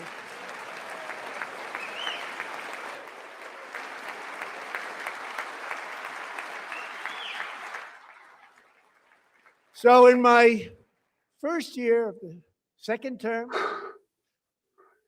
should be my third term, but strange thing. Oh wait, hold on. That's an ominous little thing. I didn't should be my third term. You're not allowed to have 3 terms, you bitch. Happened. I took prescription drugs, a very big part of healthcare, from the highest price in the entire drugs. Strange things happen. I took prescription drugs, a very big part of healthcare, from the highest price in the entire world to the lowest. That's a big achievement. The result is price differences of 300, 400, 500, 600% and more, all available right now at a new website called trumprx.gov. Yeah, this is the website I've been talking about. Yes, he did. He literally did. But literally, Trump RX has drugs on there that are being sold for a higher price than other online retailers have them at already. So, like, you're not saving any money by using it. These numbers he's about to cite are a complete lie. And here tonight is the very first customer ever to get that big discount, and it is big. Catherine Rayner. For 5 years, she and her husband have struggled with infertility, and they turned to IVF. One drug has been... Bro, literally, you cannot afford IVF with some fucking like insurance plan. I don't think there's a single insurance plan out there that covers it. It's an incredibly expensive medical procedure that pretty much you're only going to go for if you've got like loads of money to spend on it. So I don't like he's going to cite this as a fucking success story, but anybody like any average American watching at home knows that IVF is rich people shit. Costing Catherine $4,000 to purchase. But a few weeks ago, she logged onto the Trump RX website and got that same drug that cost $4,000, got it for under $500, a reduction of much more, actually, than $3,500. Catherine, we are all praying for you, and you're going to be a great mom. A great mom. Jesus Christ. A great mom. I don't like how he said that, man. That sounded creepy. Dude, wait a minute. She already is a mom. Holy shit. That's fucking hilarious. You're going to be, but she's already got a kid. To codify my most favored nation program into law. Now, the one thing I'm not sure it matters because it's going to be very hard for somebody that comes along after me to say, let's raise drug prices by 700 or 800%. But John and Mike, if you don't mind, codify it anyway. They may do it. Codify it anyway. Thank you. Many Americans are also concerned that energy demand from AI data centers could unfairly drive up their electric utility bills. Tonight, I'm pleased to announce that I have negotiated the new Ratepayer Protection Pledge. You know what that is? We're telling the major tech companies that they have the obligation to provide for their own power needs. They can build their own power plants as part of their Oh factory, my god. so that no one's prices will go. This is fucking so stupid. Oh my god. This is retarded. Oh my god. Okay. Listen, here's why this is stupid. This is a regulatory nightmare. Power grids, number one, power plants are not simple things to set up. They're not simple things to maintain. So it's going to be an added cost on the already pretty expensive proposition of AI long term. It's also going to add regulatory cost because you have to fucking inspect commercial buildings. You have to inspect power centers and things like that to make sure that people aren't going to die in them working there. You have to inspect things like if they're going to be connected to the power grid, they're going to have to be fucking subject to even more thorough inspections. Not only that, but I don't know that I trust every fucking like yokel management company out there that's hired to maintain one of these AI data centers or the infrastructure around them. I don't know that I trust a lot. Like a lot of these places are going to be built in the deep south and built in rural America. It's like, do we necessarily trust the idea that every single one of these communities can like manage a little independent power center that's meant to be kept separate from the rest of the grid? And I don't know. It just seems like a fucking recipe for disaster for me or to me. Go up, and in many cases, prices of electricity will go down for the community and very substantially down. This is a unique strategy never used in this country before. We have an old grid. It could never handle the kind of numbers, the amount of electricity that's needed. So I'm telling them they can build their own plant. They're going to produce their own electricity. We have an old power grid. So rather than paying for upgrades to the power grid, we're just going to say, fuck it. You can build whatever you want on your little land, your little fucking AI data center. It can have its own power grid. It can have its own power plant.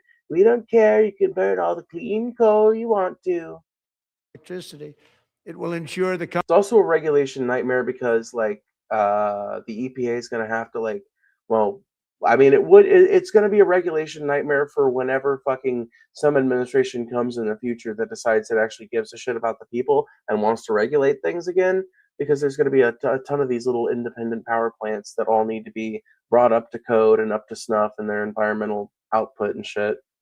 Company's ability to get electricity while at the same time lowering prices of electricity for you, and could be very substantial for all of you cities and towns. You're going to see some good things happen over the next number of years. Another pillar of the American dream that has been under attack is Uncle homeownership. Planus, thank With us tonight you is for Rachel checking Wiggins, out a the mom of stream, 2 from as Houston. usual.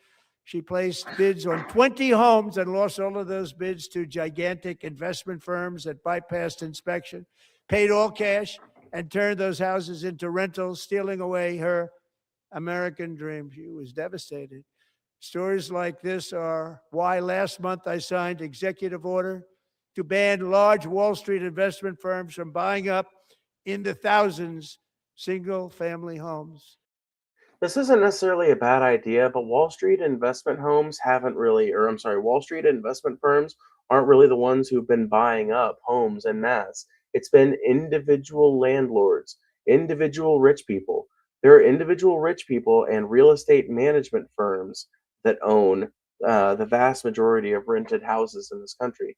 And besides that, single family housing is not like the main thing that people are buying up to use as rental vehicles anyway. Like most of the big like Wall Street companies that are interested in owning real estate are interested in owning commercial real estate or apartment buildings, like multifamily units and shit like that. They're not looking to buy single family housing. I'm not saying any of it happens, and maybe it is a good idea to put the kibosh on it before it can become a problem. But the main thing that needs to be done to assure that Americans can buy houses is to honestly to like limit the number of houses one person can own.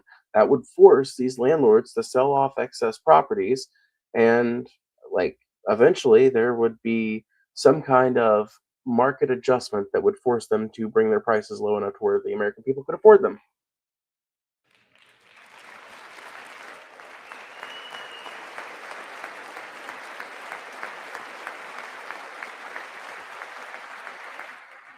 And now I'm asking Congress to make that ban permanent, because homes for people, really, that's what we want. We want homes for people, not for corporations. Corporations are doing just fine. Rachel, thank you very much. Good luck with your home. You'll get one soon. I don't know, can you be? Because you're probably going to need to be if your YouTube career doesn't take off. I wouldn't know about that though, because mine has. We're also working to make it easier for Americans to save for retirement. And under this administration, we will always protect Social Security and Medicare. They are not protecting it for our seniors. We will. Once again, bullshit. The Trump administration has actively demonized Medicaid and Medicare and has sought reductions to the funding of all of these systems. Will always protect Social Security, Medicare, Medicaid. Literally saying he's going to protect the two fucking things that he has possibly sought to fuck with the most, as far as like programs that help American people. Since I took office, the typical 401k balance is up by at least $30,000. That's a lot of money. We have millions and millions of people because. Who else feels like he just made that number up? The I'm stock pretty sure market he has just done made so that well, shit setting up. all I don't those think that's records. actually The based on 401ks anything. are way up. Yet half of all of working Americans still do not have access to a retirement plan with matching contributions from an employer. To remedy this gross disparity, I'm announcing that next.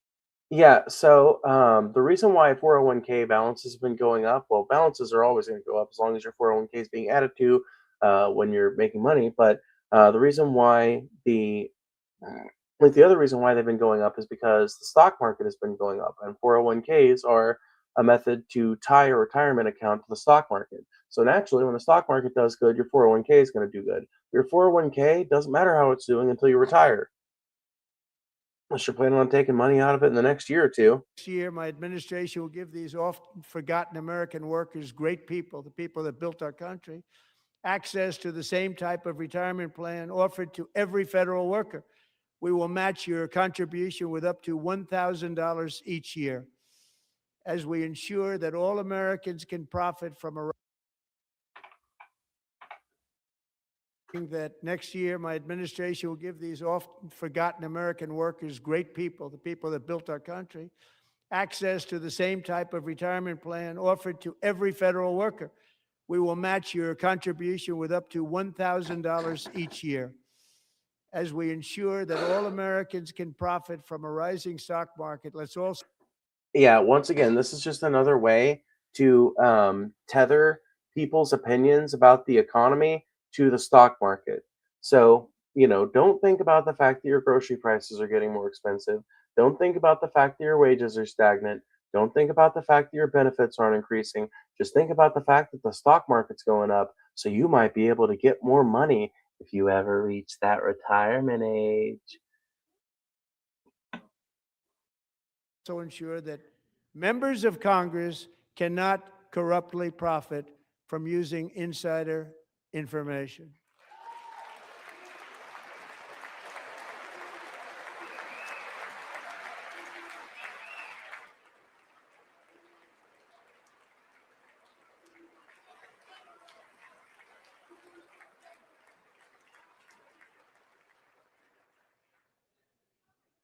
They stood up for that. I can't believe it. You've turned this into a partisan gathering. I don't know why you're expecting people to I don't know why you're expecting any different reaction. Of course they're not going to stand up for you, Trump. They're fucking Dems and you're a Republican and you've turned the State of the Union into an entirely partisan gathering. Of course you're not fucking standing up, you dunce. I can't believe it. Did Nancy Pelosi stand up if she was here? Doubt it. I tell you what, guys, I need to use the bathroom really bad, so I'm going to let you guys take a look at my background and scrutinize my background, and I will be right back. We will rejoin Trump in a minute.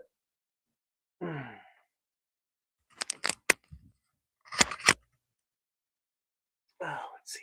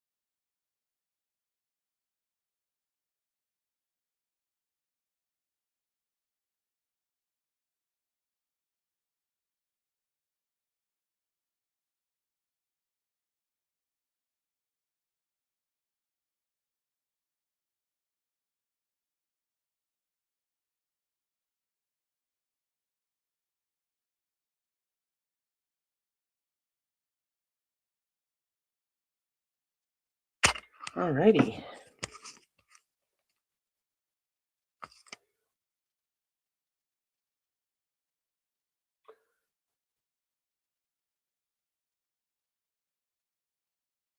Alrighty.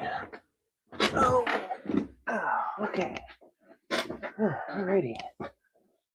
Pass. Let's share the screen again. Yeah, there we go. No, that's not what I meant to do. Stop Insider Trading Act without delay. Okay, we missed something. Hold on. Up for that. I can't believe it. I can't believe it. Did Nancy Pelosi stand up if she was here? Doubt it. Pass the Stop Insider Trading Act without delay.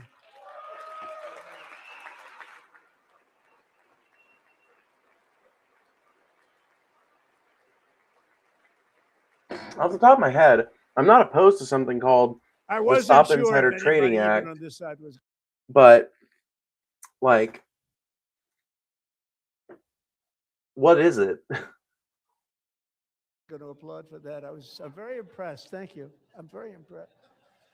But when it comes to the corruption that is plundering, it's plundering America. There's been no more stunning example than Minnesota, where members of the Somali community have pillaged an estimated $19 billion from the American taxpayer. Oh, we have all the information. And in actuality, by the way, the fraud he's talking about, the ringleader of that fraud was a white lady. So yeah. Now there were lots of Somalians like involved in it on some level, but like there are plenty of Somalians all over the American, the great American Republic, and the vast majority of them are not involved in fraud schemes. So just want to note that real quick for the record. number is much higher than that. And Readable California, bedroom Massachusetts, 1520. Thank Maine, you. and many other states are Thanks. even worse. This is the kind of corruption that shreds the fabric of a nation, and we are working on it like you wouldn't believe. So tonight, although started 4 months ago, I am officially announcing the war on fraud to be led by our great Vice President, J.D. Vance.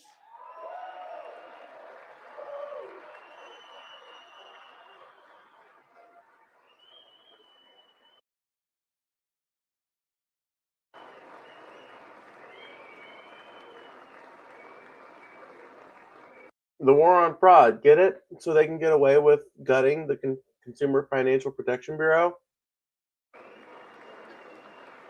Maybe you wouldn't need a war on fraud if you didn't get rid of the Consumer Financial Protection Bureau. And of course, what they mean by a war on fraud is a war on the working people of America as they work to strip you of even more basic, like, social net kind of programs. Find enough of that fraud, we will actually have a balanced budget overnight. It'll go very quickly. That's the kind of money you're talking about. Let me see here. Everyone involved in the fraud needs to get it race irrelevant. I agree. I just don't like how this is constantly framed as an immigrants issue. We'll balance our budget. The Somali pirates who ransacked Minnesota remind us that there are large parts of the world and lawlessness. Hold on. Did he just say the fucking Somali pirates? That they weren't pirates. That's not piracy. Piracy isn't just any time you steal anything. That's not what piracy is. Are the norm, not the exception. Importing these cultures through unrestricted immigration and open borders brings us problems right here to the USA. And it is the American people who pay the price in higher medical bills, car insurance rates, rent, taxes, and perhaps most importantly, crime. We will take care of this problem. We're going to take care of this problem. We are not playing games. Delilah.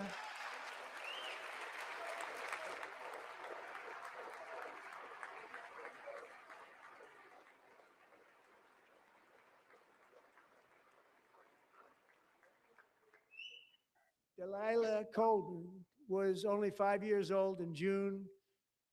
Dude, is the volume on this low to any of you guys? Can you guys hear this shit okay? 2024, when a 18-wheel tractor trailer plowed into her stopped car traveling at 60 miles an hour or more. The driver was an illegal alien let in by Joe Biden and given a commercial driver's license by open borders politicians in California. Doctors said Delilah would never be able to walk or talk, have a good life. She wouldn't even be able to eat again. But against all odds, she is now in the first grade learning to walk. And she's here this evening with her dad, Marcus, a fantastic man. Delilah, please, you are a great inspiration. Please stand up. Oh my God. She really does not want to stand up. I can't blame her. I wouldn't want to stand up in the middle of Trump's State of the Union speech either. Seems like kind of an awkward time. Have they not taught this get out of wave?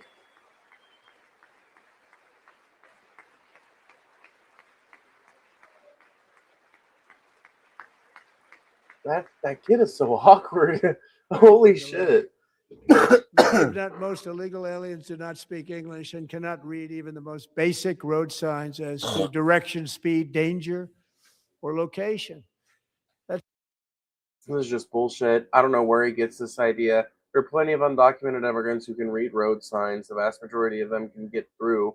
Like, literally, road signs are designed so that you can get where you need to go, even if you don't speak English that well. So that's why tonight I'm calling on Congress to pass what we will call the Delilah Law, barring any state from granting commercial driver's licenses to illegal aliens. It's already illegal to grant a driver's license to anyone without documented proof of citizenship or a permanent residency card. Already illegal. Already not a thing you can do.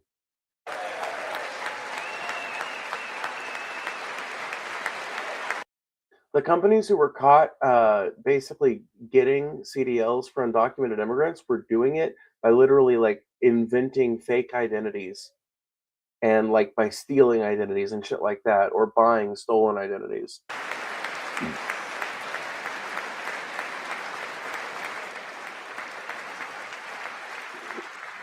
And yesterday, yeah, no one's ever been run over by Caitlyn Jenner. Actually, there was. She did cause a car accident where somebody died. As you probably saw at the White House, I hosted a ceremony with Americans who lost their treasured loved ones to the scourge of illegal immigration. People came into our country, how we allowed this to happen with our open borders. By the way, undocumented immigrants and regular immigrants both commit less crime. Like first generation immigrants in general, documented or no, commit less crime on average than native born citizens do. These are the angel moms and families that for decades our government betrayed and our media totally ignored. It was terrible. Hard to believe, actually. In 2023, a 16-year-old high school cheerleader named Elizabeth Medina was supposed to perform in her town's Christmas parade, but she never arrived. Her mother, Jacqueline, went home to look for her, and she found her lying dead in a bathtub, bleeding profusely after being stabbed 25 times. Elizabeth's killer was a previously arrested illegal alien who had broken in and brutally extinguished. By the way, these type of crimes, this type of crime is not usually committed by undocumented immigrants. It's way more common for this kind of thing to happen with native-born citizens. Like one particular anecdote about one particularly bad crime that happened because of an undocumented immigrant that did it is not compelling evidence of an overwhelming problem with the immigration in and of itself. The brightest light in her family's life, violently and viciously. Her heartbroken mother is in the gallery to remind everyone in this chamber exactly why we are deporting illegal alien criminals to our country at record numbers, and we're getting them the hell out of here fast. We don't want them.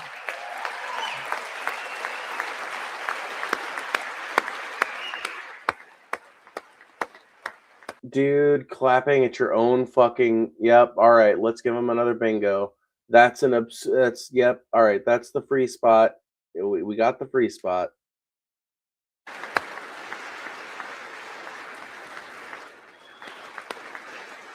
No one has ever been murdered in America. This is unprecedented. I know. Literally. What a shock. Someone was murdered brutally in America? Holy shit. Thank you very much, Jacqueline. Thank you. I can't believe it. We can never forget that many in this room not only allowed the border invasion to happen before. There was no border invasion. Literally. Joe Biden was like separating families at the border. Joe Biden was keeping kids in cages just like Donald Trump did in his first fucking term. Like this is nothing new under the sun. The only thing that's new about his recent, the only thing that's new is this tactic of mass deportations, super out in the open and concentrated on blue cities. Like the use of ICE as a personal Gestapo army and doing it under the barest pretext of immigration enforcement is really what's new. Before I got involved, but indeed they would do it all over again if they ever had the chance. If they ever got elected, they would open up those borders to some of the worst criminals anywhere in the world. The only thing standing between Americans and a wide open border right now is President Donald J. Trump and our great Republican. Open your damn eyes when you talk, motherfucker. It's one thing if I do it. I'm a stoner who makes content online. You're the president of the United States. Open your fucking eyes. Patriots in Congress. Thank you. Thank you.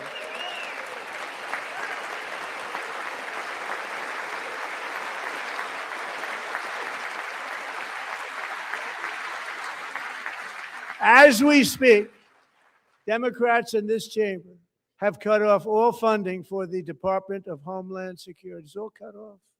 Yeah, thank God. The fucking one time Democrats actually had a fucking spine and allowed funding to be cut off for the Department of Homeland Security. Thank goodness. You're telling me that ICE has to use its own budget now? Oh, boo-hoo. It's all cut off.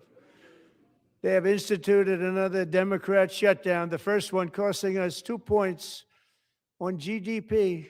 2 points we lost on GDP, which probably made. Dude, 2 points is like nothing. That's like a normal fucking fluctuation. Them quite happy, actually. Now they have closed the agency responsible for protecting Americans from terrorists and murderers. Tonight I'm bullshit. Okay, hold on. Terrorists and murderers? Okay, so the FBI is the organization tasked with like tracking down interstate serial killers and shit like that. So no, but the Department of Homeland Security is a very recent thing. It was created with the Homeland Security Act back in like 2003 or something. It does not need to exist. Americans are protected better from terrorism by just having like the robust military that we have than we are by anything the DHS does. Literally anything. Every single one of their functions is done better, fulfilled better by some branch of the US military or our existent intelligence apparatus. demanding the full and immediate restoration of all funding for the border security, homeland security of the United States, and also for helping people clean up their snow. We have no money because of the Democrats, and it would be nice. We'd love to give you a hand at cleaning it up, but you gave no money. Nobody. Oh my God, literally mob boss shit.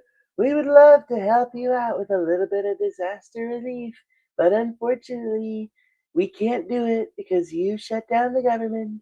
Even though we could fund that institution with other funding, even though we could do emergency funding measures, even though we could reclassify FEMA. Literally, they could reclassify FEMA tomorrow. It doesn't have to be unfunded. They could reclassify it tomorrow. They don't want to because they want to use this as a political bludgeon against blue states and Democrats broadly, who have been trying their best to hold the line and like respond to the will of the people of Minnesota and the will of the people of the United States, who have been overwhelmingly against these immigration enforcement, these immigration enforcement tactics, these Nazi tactics, going door to door, killing fucking random observers in the middle of the street like a dog. Like there has been a widespread uproar against these sorts of tactics and this kind of ICE presence in our cities. People were rejecting that kind of thing. This is a direct response to that, and it's mob boss shit. It's literally mob boss type stuff. We would love to help you, but you didn't do what we want politically. You actually listened to the will of the plebs. He's getting paid. It's a shame. So you have to think about it. We have, in case you didn't know, pretty large snowstorm out there. One of the great things about the State of the Union is how it gives Americans the chance. Trump lies like he breathes. That was such a sad speech, dude. I just hope it ends soon. I just hope it ends soon, bro. Clearly what their representatives really believe. So tonight I'm inviting every legislature to. Oh, what was that? Who said it? Who said something? Really believe. So tonight I'm inviting every legislature to join with my administration in reaffirming a fundamental principle. If you agree with this statement, then stand up and show your support. The first duty of the American government is to protect American citizens, not illegal aliens. Oh boy. Oh my god. Oh my fucking god. Okay, well, maybe this is a good thing. You know what? Okay, we can look at this as a good thing. The Democrats who stood up when he said that are the moderate Dems who represent that wing of the party that cannot be brought over, that will get subsumed by the Republicans when the DNC either collapses or becomes progressive. Those people are going to leave the party one way or the other. It will either happen in the aftermath of a collapse or because the party becomes too progressive in response to their inability to win elections. There is no reason why you cannot protect the rights of all people within a country. The Constitution itself makes no distinction between citizen and alien.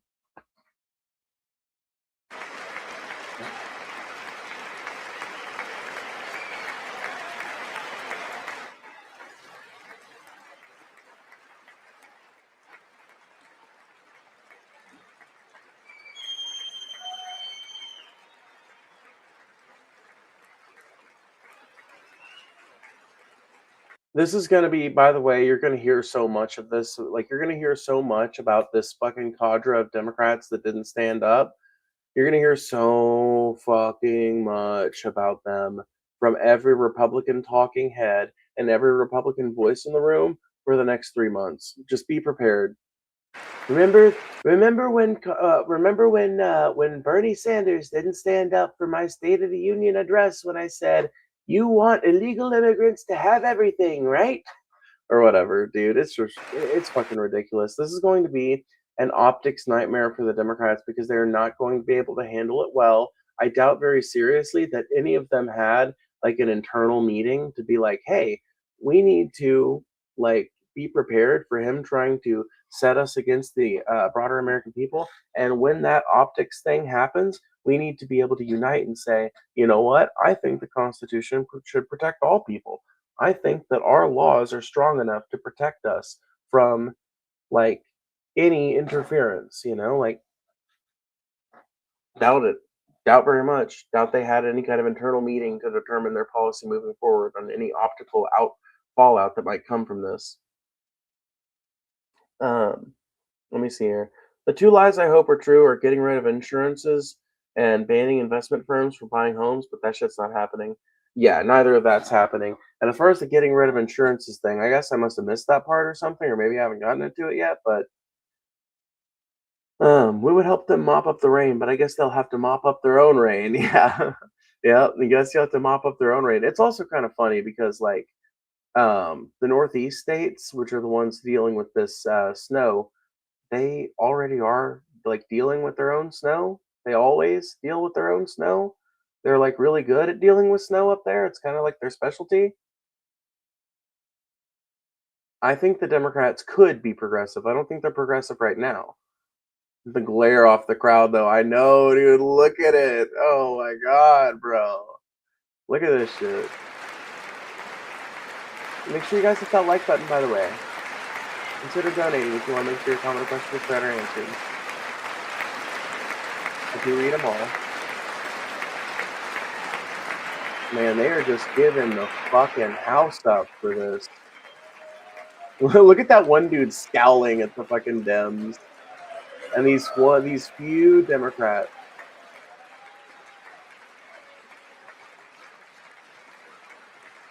Look at these few Dems standing up, just trying to fucking. Oh my god.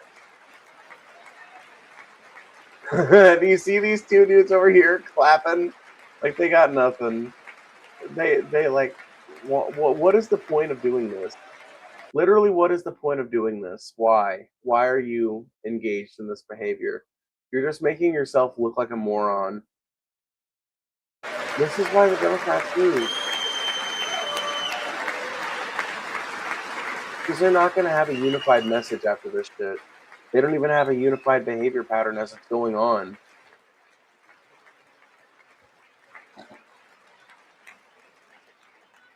Isn't that a shame? You should be ashamed of yourself not standing up. You should be ashamed of yourself. That is why I'm also asking you to end deadly sanctuary cities that protect the criminals and enact serious. Okay, so it sounds like there's some like argument going on. I wish we could get another shot of the crowd because it sounds like there might be some like back and forth going on. Penalties for public officials who block the removal of criminal aliens. In many cases, drug lords, murderers all over our country, they're blocking. End sanctuary cities. By the way, all a sanctuary city means is that your immigration status is not reported to ICE whenever the police interact with you. That's it. That's all it means. The removal of these people out of our country, and you should be ashamed of you. You could get rid of every single illegal immigrant in this country. You could get rid of every single brown person in this country. Your rent is still going to get higher next year. Your wages are still going to remain stagnant. The economy is still going to be completely untethered to your cost of living and lived reality. Yourself.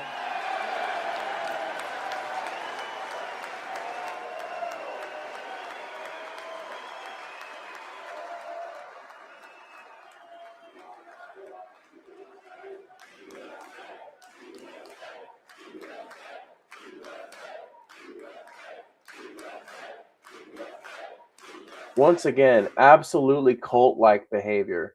This is not something you normally see in the State of the Union. Just absolutely cult-like chanting, all clapping at the exact same time. This is not something you normally see at a State of the Union. Even a well-liked president doesn't normally see this. This is the result of an incredibly polarized political environment and the State of the Union being made a political venue.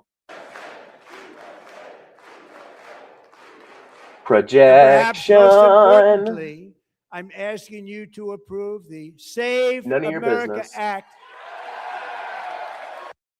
By the way, the Save America Act is that big piece of like election interference legislation that they're really pushing. It's basically a voter ID bill.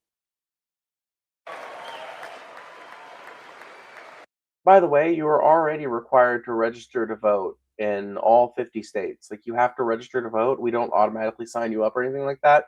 And you have to be a citizen to be able to vote, or you have to have like permanent residency or something like that. Like, there are very specific.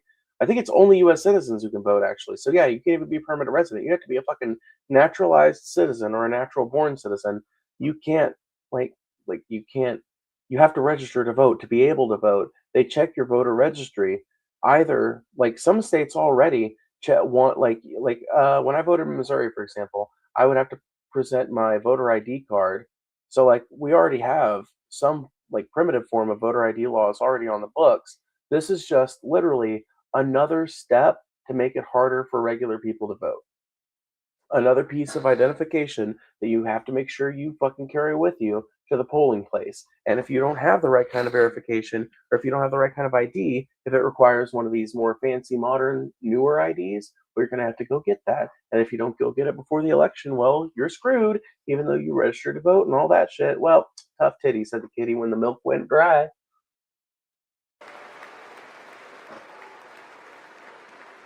To stop illegal aliens and others who are unpermitted persons from voting in our sacred.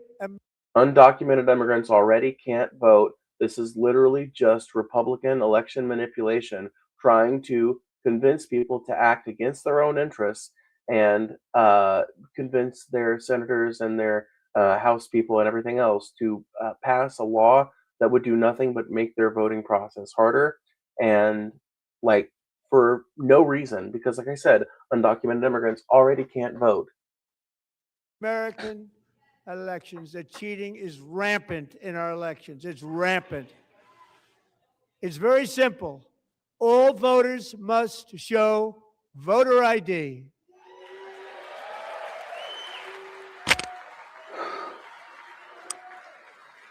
Already required in a ton of states. Literally so stupid.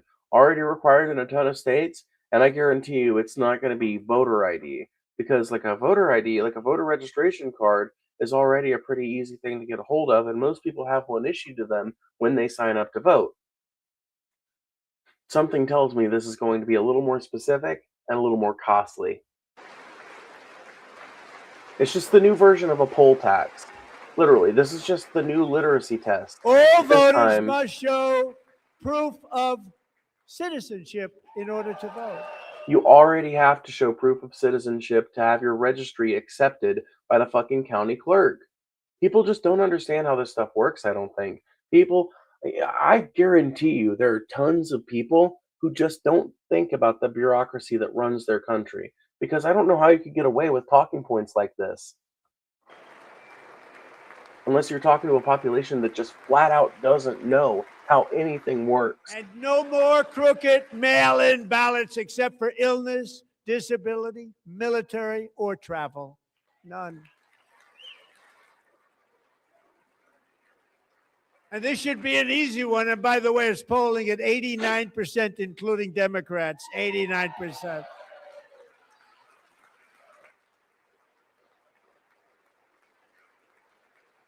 Let's see here.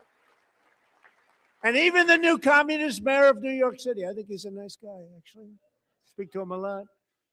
Ah, see there, he still likes Zoran. Just goes to show you, the thing Trump respects more than anything is the perception of authority. Bad policy, but nice guy. Just said they want people to shovel snow. They got hit hard. Wants them to shovel snow, but if you apply for that job, you need to show 2 original forms of ID and a Social Security card.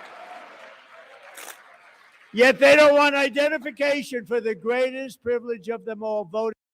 Okay, this is so fucking frustrating because I have to keep reiterating it. You already have to be a U.S. citizen for your voter registration to be accepted by the county clerk.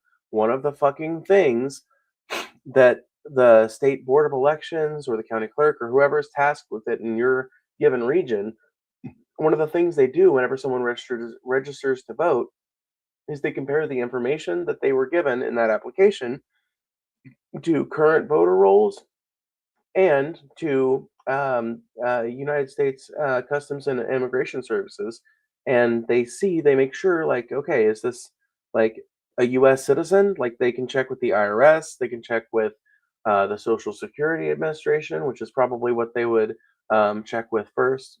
But it'd be either the IRS or the Social Security Administration. Either of them know who is who in America. Either of them can be used to verify citizenship.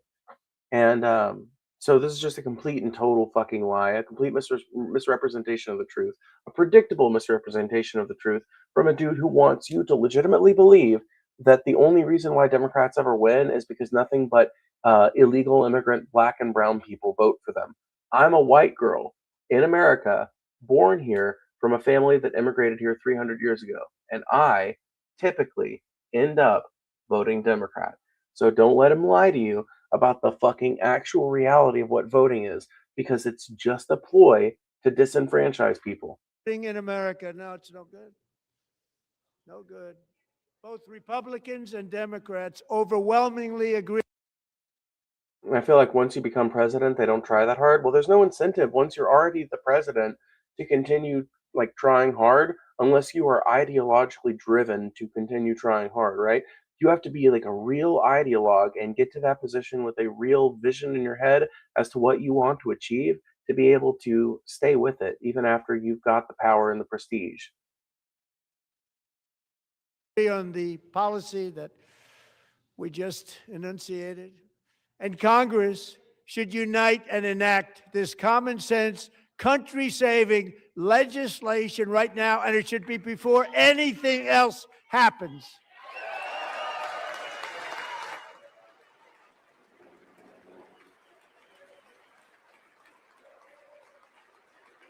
Oh man, I'm not going to go over it again, but he's just full of shit. Literally, like everything he says, he's full of shit on this one. The Save America Act is not going to do anything substantive to the elections except get less Democrats to vote, because Democrats are typically the people who get disenfranchised by measures meant to make voting more complicated, because Republicans like the idea of bureaucratic complexity when it works to their benefit. You can convince a Republican to jump through 20 hoops if it means disenfranchising a black person at the other end of it. And the reason they don't want to do it, why would anybody not want voter ID? One reason, because they want to cheat. There's only one reason. Says the cheater who was calling around looking for boxes of votes when he was about to lose his election. They make up all excuses. They say it's racist. They come up with things. You almost say, what imagination they have. They want to cheat. They have cheated. And their policy is so bad that the only way they can get elected is to cheat. And we're going to stop it. We have to stop it, John. The only way they can get elected is to fucking cheat is so fucking hilarious. Coming out of the Republicans who will literally lie, steal, and cheat to the point where Donald Trump himself was willing to lead an insurrectionist army against the Capitol of the United States on January 6, 2021. Never forget. This insurrectionist wants you to believe that the Democrats, his political opponents, are the ones who want to cheat, but he's the one that led a mob of angry supporters with a guillotine and a fucking gallows to the White House.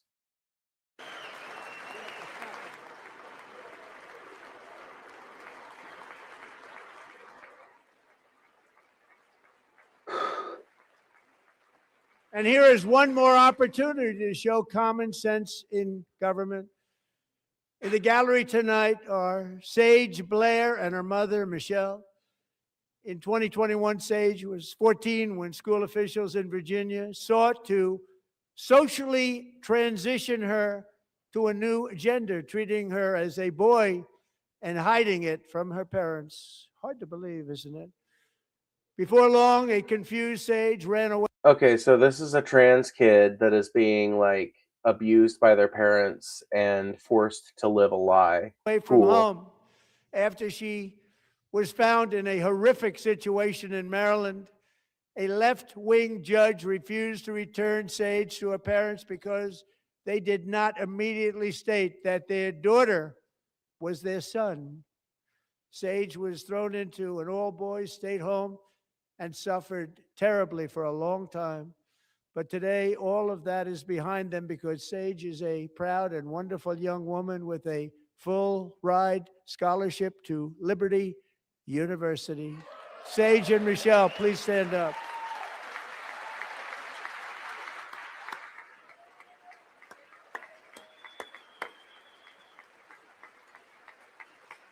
You can tell that person does not want to be there. You can literally tell.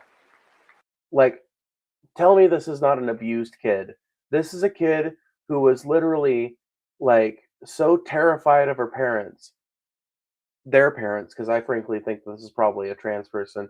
This is a person that was so terrified of their parents that they trusted a school counselor and a school counselor alone with the news of their transition, of their being trans. And they were allowed to access some kind of gender affirming care, whether that be just social affirmation or something at school. And the abuse they received at home and rejection of that being trans caused them to run away. Eventually, that led to consequences that running away typically leads to. They got placed in a boys' home and were probably convinced, worn down over years by their parents to finally come home, renounce all this trans stuff. We'll pay for whatever you need. We'll help you get into college. I bet you, I fucking 100% guarantee you, if I looked into this person's fucking family, I would find some rich WASP family that absolutely refused to accept their trans son and basically said, you're not going to have a life when you get out of that boys' home unless you detransition and come back to live with us and do what we say and do what we want. I guarantee you this person will be out as trans again in a few years. If they're happy to be there, if they're proud of their detransition, why aren't they celebrating? Why isn't she like playing off the femininity? Like, man, yeah, I am a girl. Look at me. Look at how sexy and curvy I am now. Look at my pretty hair. Like, why isn't she doing any of the typical tells of femininity if she is so like her mom looks prouder to be a woman than she is, and her mom looks like a fucking bridge troll.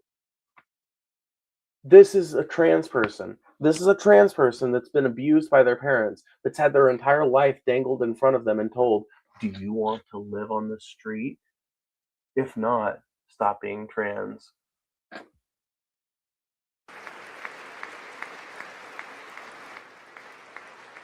And thank you for your great bravery. And who can believe that we're even speaking about things like this? 15 years ago, if somebody was up here and said that, they'd say, what's wrong with him? But now we have to say it because it's going on all over numerous states without even telling the parents. But surely we can all agree no state can be allowed to rip children from their parents' arms and transition them to a new gender against the Literally not happening.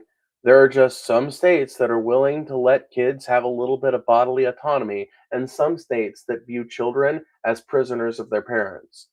Parents will. Who would believe that we're even talking about this? We must ban it, and we. What does that finger pinching mean? She's trying to do it's a poetry clap, or it's I forget what it's. Hold on, I'll look it up. What does rapid finger pinching mean?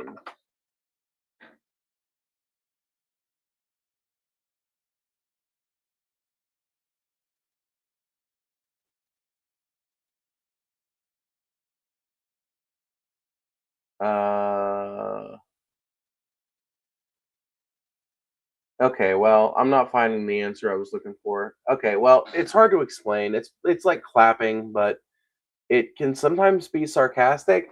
Like there's two possibilities. Either she wanted to like clap because she knew it was like socially expected of her, but didn't want to clap because she felt it was awkward, or she didn't want to clap at all, period, but knew that she had to do something. So it's kind of like a poetry it's kind of like snapping instead of clapping, but even worse. I don't know how to put it. I really don't know how to put it. Must ban it immediately. We must ban it immediately. What now? Huh? Oh, yeah, I think he was talking about that crazy shit he just made up about like states ripping kids from their parents' arms and transitioning them against their will. Dude, do you guys ever think about the wacky, insane world of the mind of a Republican? Like, do you guys ever just sit back and think about the crazy shit they actually believe to be legitimately true? Look, nobody stands up. These people are crazy. I'm telling you, they're crazy. Oh, is he going to call them terrorists? Is he going to say they're destroying the country? Come on, Trump. Come on, call the Democrats terrorists. Amazing. Incredible. Boy, oh boy. We're lucky we have a country. With people like this, Democrats are destroying our country, but we. Oh my God! He said it! He said it! He literally said it! He literally said the exact word I had on my bingo card! He literally said it! Oh my God! He said the exact fucking shit I had on my bingo card! Oh my God! No one God, cares more about protecting America's youth than our wonderful First Lady. Now a movie star. She's a movie star. Oh my God. He is so predictable. Who would have believed that? I have one, over two, the three, past 4, 5, year, 6, 7 she has had spots. an incredible impact championing AI legislation, advancing a landmark executive order on foster care, and helping secure $30 million to launch the Melania Trump Foster Youth to Independence Initiative. It's a tremendous, really a tremendous thing that happened and had a lot of bipartisan support. She gets much better bipartisan support than I do. I get none. She gets. Can't imagine why. I can't imagine why your undocumented immigrant wife would get more support than you do. It's a lot. Someday you're going to have to tell me how you did that. And students and educators in every state have joined the First Lady's efforts in the presidential AI challenge, keeping America's next generation positioned to succeed and strongly succeed in the future. Tonight, we welcome two young people whose lives reflect the First Lady's impact, Sierra Burns and Everest Nevermont. Nevermont, what a name. Melania, thank you. I know how hard you worked on it. Thank you very much.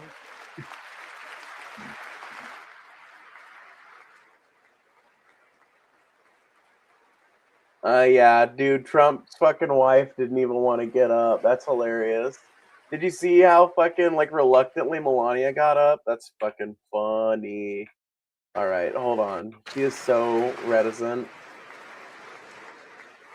Do you see how she's just like, oh, okay. There's that old man from earlier.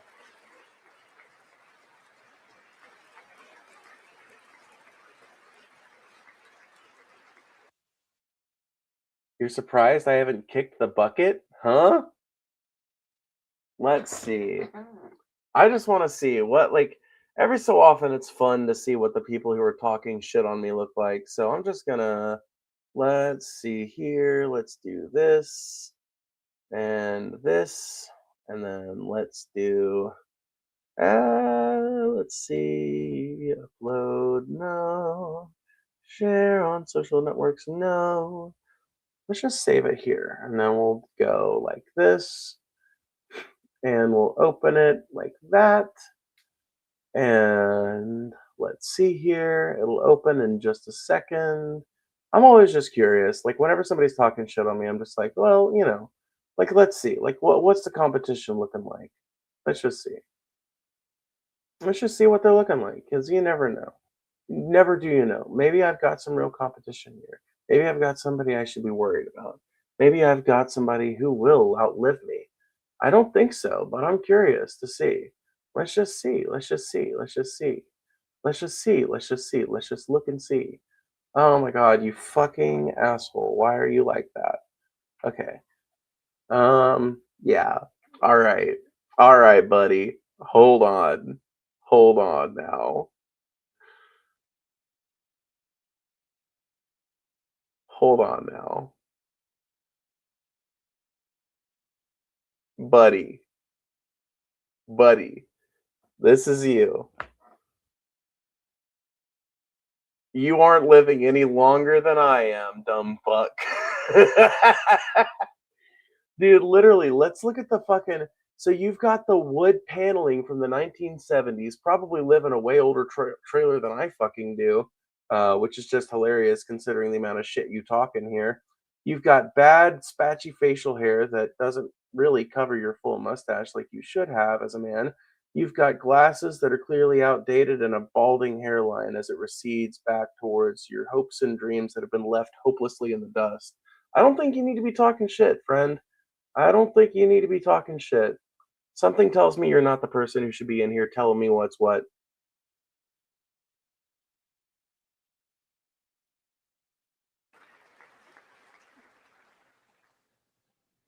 I'm very proud to say that during my time in office, both the first 4 years and in particular this last year, there has been a tremendous renewal in religion, faith, Christianity, and belief in God. Tremendous renewal.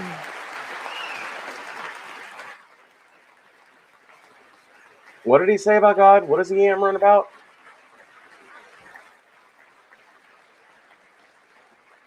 This is especially true among young people, and a big part of that had to do with my great friend, Charlie Kirk, a great guy, great man.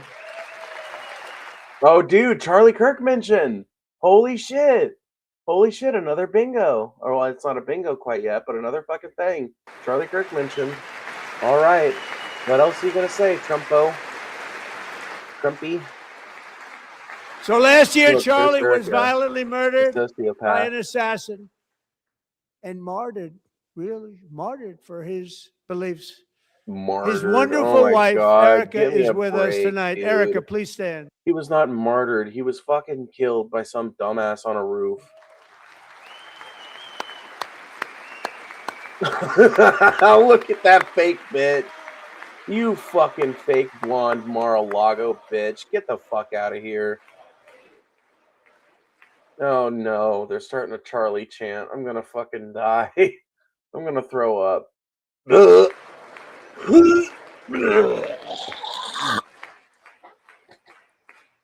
you, Erica. Been through a lot. Kirk In murdered by Charlie's one of his memory, own. we That's what must I all think. come together to. Yeah, I'm pretty sure Tyler Robinson was a fucking.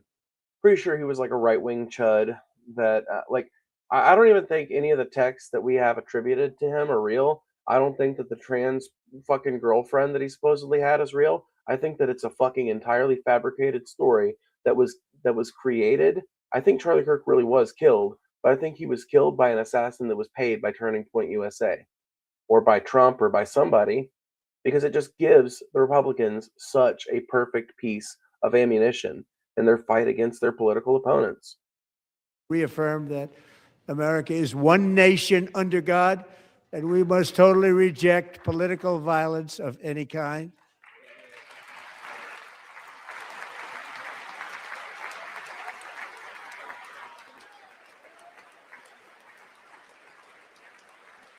He says reject political violence of any kind, but he wouldn't reject the political violence that happened on January 6th that was in favor of his election, or I'm sorry, his reelection despite not being elected. Nor would he condemn the political violence that happened at the Unite the Right rally in Charleston, South Carolina. We love religion, and we love bringing it back, and it's coming back at levels that nobody actually thought possible. Wrong. Religion has been in a massive decline over the last 20 years. It's really a beautiful thing to see. Above all, unleashing America's promise. I mean, I guess it is fair to say that America is experiencing like a minor resurge in religiosity, but it really is just that. It's a very minor uptick, like an upsurge in religiosity.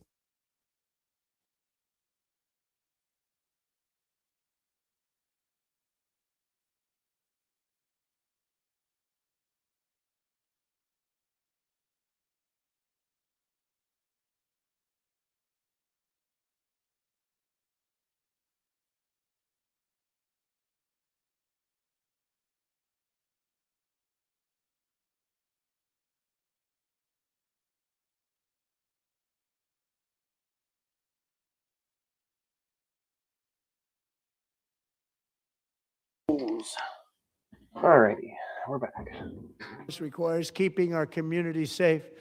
We have made incredible strides, yet dangerous repeat offenders continue to be released by pro-crime Democrat politicians again and again. We are honored to be joined tonight by a woman who's been through hell, Anya Zuretska. Once again, I just want to fucking repeat for the umpteenth time, undocumented immigrants, like other immigrants, commit less crime on average than native-born citizens do. Yeah. In 2022, she and her beautiful daughter, so beautiful, what a beautiful young woman, Irina, fled war-torn Ukraine to live with relatives near. Is this the girl that got stabbed by that? Oh no. Charlotte, North Carolina. And by the way, what's going on with Charlotte? Last summer, 23-year-old Irina was riding home on the train when a deranged monster who had been arrested over a dozen times and was released through no cash bail stood up and viciously slashed a knife through her neck and body. No one will ever forget. Okay, so it's worth noting here that the person who killed her name is complicated, so you'll have to forgive me for not being able to pronounce it. But the person who killed her was a person with known mental health issues who was unmedicated and who probably should have been in a mental asylum. The reason why homes like that don't largely exist for people like that anymore is because of people like Ronald Reagan and people of this political party. So when he goes around telling you that the fucking solution to all of this is more law and order legislation, harder, what's the word I'm looking for? Harder punishments and shit like that. Like tough on crime policies don't work. Tough on crime policies have like almost no effect on the overall crime rate. In fact, it's also worth noting that when there was this like police officer strike in New York City that happened a few years back, crime rates actually went down in the city during the police officer strike. The reasons for that, I guess we can discuss, but let's see here. There are people on that train. No one will ever forget the expression of terror. Good God, I'm hungover as fuck. Irina's face as she looked up. I can't blame you, Perseus. At her attacker in the last seconds of her life. She died instantly. She had escaped a brutal war only to be slain by a hardened criminal. I just want to clarify. Obviously, this was a horrible tragedy and should have never been allowed to happen. But the solution is not like more cops, more prisons. The solution is open mental asylums again. Make it so that there is a place for people who are deemed permanently unfit, but that ultimately don't need to be punished because like there does need to be some apparatus in society for segregating away people who just can't fit in with the greater whole without hurting other people or themselves. There needs to be some kind of apparatus for containing people like that and making sure that they can't hurt themselves and others. But the answer is not endless amounts of prisons, because prisons are based on the idea that you're rehabilitating someone or that you're punishing them. And either way, like it's supposed to be like a limited time thing and you eventually get out, unless it's like one of these long term things, in which case, once again, like, why don't we just have a combined solution for people who need to stay in the mental health? Like they're just too dangerous to themselves and others by no fault of their own. It's just a matter of how their brain works. And for people who are never going to be released back into society because their crimes are too horrible to allow them to reintegrate. Like, there needs to be some way to deal with people like that that is humanistic. And we currently don't really have any federal level infrastructure for that at all. Set free to kill in America came in through open borders. Mrs. Zaretsky, tonight I promise you we will ensure justice for your magnificent daughter, Irina.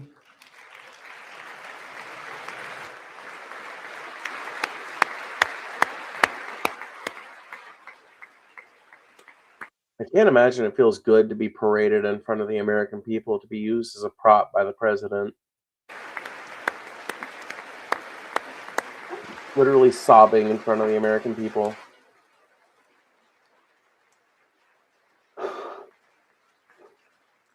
And I can't blame her. I would be How do you too. not stand?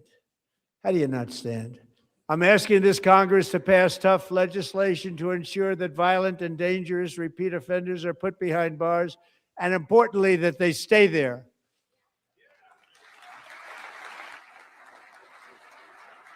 Once again, prison is not the answer. Prison is not a fucking healthy environment for someone with severe mental health issues to be in. It's not healthy to them. It's not healthy to others. And I'm not a believer in the death penalty, so I'm not going to agree with just killing them either. We need to find a humanistic solution to deal with people who can't be socialized with the greater whole of society.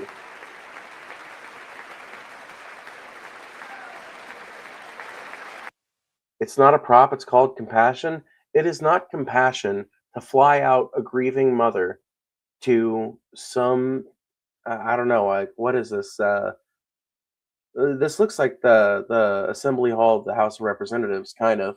So, like, I don't know. Personally, I don't think that it's right to fly out a grieving mother across the country to have her sat in a specific position so you can gesture at her and have her stand up in front of God and everybody so she can sob openly on the camera. That's not compassion. If he wanted to be compassionate, there are a dozen things he could do. He could even mention her in this talk. He could even bring it up. But to go through this amount of effort for it shows that it is indeed cynical. He's using her as a prop.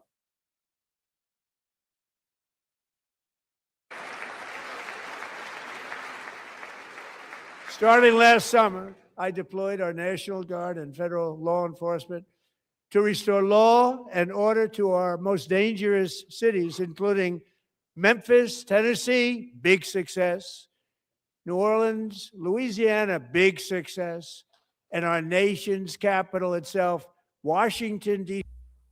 Oh, I sent these federal forces to these cities that already had pretty fucking stringent law enforcement attitudes already, and magically the problem was solved. No, the truth of it is, Louisiana and Tennessee are both heavily Republican places whose governments worked with Trump to increase ICE and Border Patrol and Customs and Border Protection presence in those cities.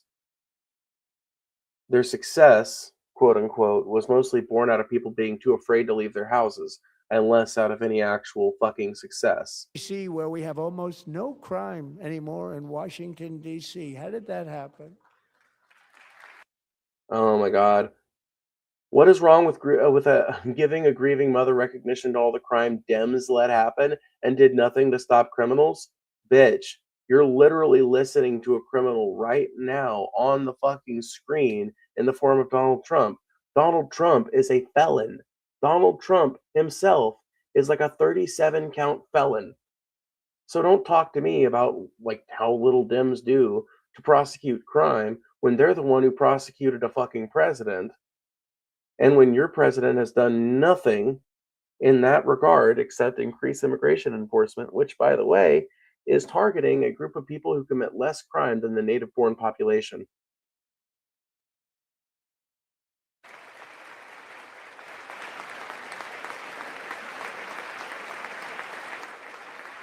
I love this, dude. You act like prisons just all open up under a Democratic administration. There really are. Like, I really do believe that the Republican Party and the MAGA movement itself is entirely made up of rural fucking hayseeds that never leave their house, that never leave their fucking, like, there's 2 times a day when they leave their house or when they are outside at all. One is when they walk from their house to their SUV, and the other is when they walk from their SUV, which is parked in a handicap spot that they're not eligible for at the very front of the parking lot, into the Target, and maybe a couple more times on their way back to their house after going to the Target. They literally never interact with other human beings. They are terrified of other human beings. They don't have like any frame of reference for how things are going in the city because all they know about the city is scary black people live there. They've never actually set foot in a city for longer than it's taken them to go into a gas station for a second, and they don't know how to like go to a good part of town for the good gas station, so they just go into whatever fucking hood ass gas station they roll up on first, and they think, oh, the entire city must be like this because I'm a retard who goes to one neighborhood and assumes that it represents the entirety of the fucking place.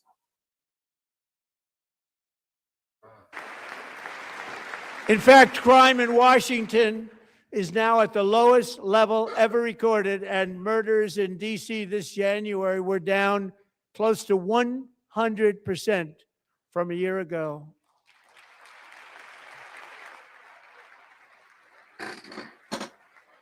Who needs facts when you can just make shit up whole cloth? They don't like to hear that. You notice how there's One no of the fucking one of the notice how there's brave no service members source who cited helped for any of achieve these this numbers? stunning turnaround was 20-year-old West Virginia Army National Guard Specialist Sarah Beckstrom. Bro, no.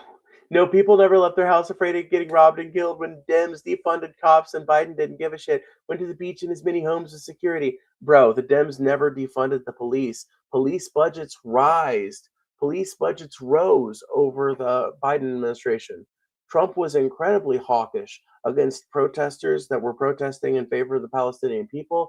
He was incredibly hawkish against all kinds of protests against his administration and tendencies within the Democratic and Republican parties. He was not a friend to the protester. He was not a friend of the working class. He was just as interested in the fucking police state as Trump is. He just wasn't as fucking vocal about it. That's it. Not only that, but there are literally 4 years of economic growth and bounce back that you can see that happened during the Biden administration, 2021 to 2025, as things recovered from COVID and people started going back to work and people started going back to the bars and shit like that. Literally, this is what I'm talking about. You're the kind of hayseed that I'm talking about, Mad Rush 2.0. You don't go anywhere besides your house and work. So you don't actually know how the country is doing. All you know is what you read in the news. And according to the news, the country radically shifts every 4 years. According to the news, the entire country was completely unrecognizably different 4 years ago. So that's what you believe. You don't actually go out there and do shit. You don't actually pay attention to the world around you. I don't mean the world out here online. I mean literally, like the town you live in, the town you work in. You don't pay attention to them. You don't care. You don't listen to the conversations you have with people. You just listen to the fucking ruroid targeted fake news fucking demagogue that you've latched onto, and you allow that to be your entire source of perception because you cannot be cognizant of the actual trends going on the ground and have your viewpoint. You can't. You cannot. You cannot think that the country had open borders 4 years ago unless you're a person who lives nowhere near the border. But I can tell you, as a person who was driving all around near the southern border during 2021 and 2022, that Joe Biden was just as hawkish on the border. I literally had to go through Border Patrol checkpoints on I-10, on US highways leading off of I-10. You kidding me? Literally, I had to go through more fucking immigration checkpoints just going through New Mexico and Texas that I'd ever seen up to that point in my entire life. So go fuck yourself. You don't know what you're talking about.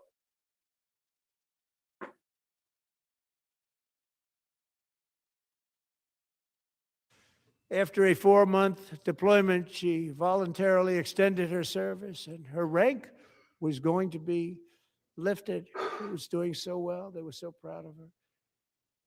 But the very next day, she was on patrol near the White.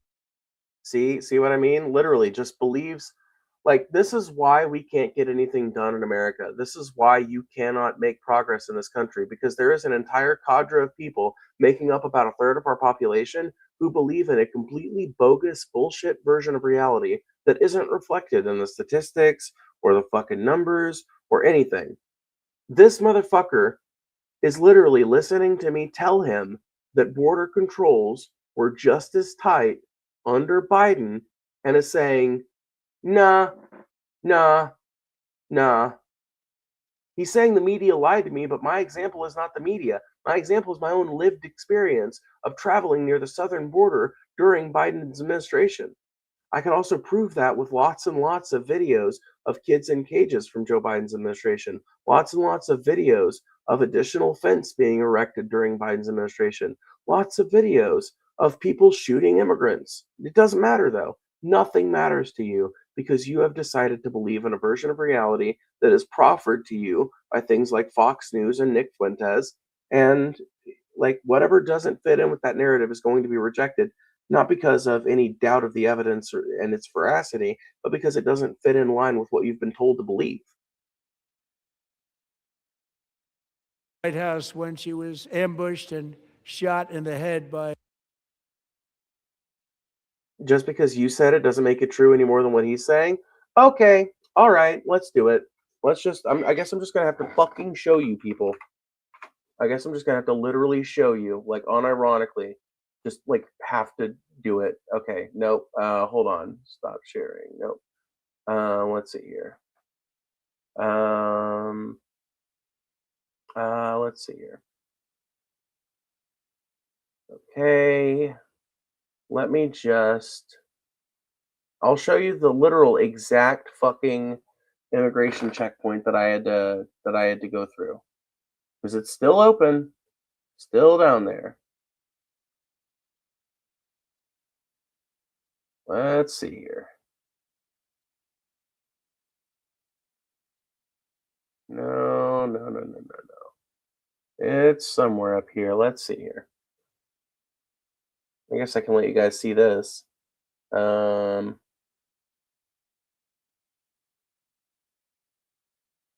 Let's see here. Oh, where are you going? What are you doing? Okay.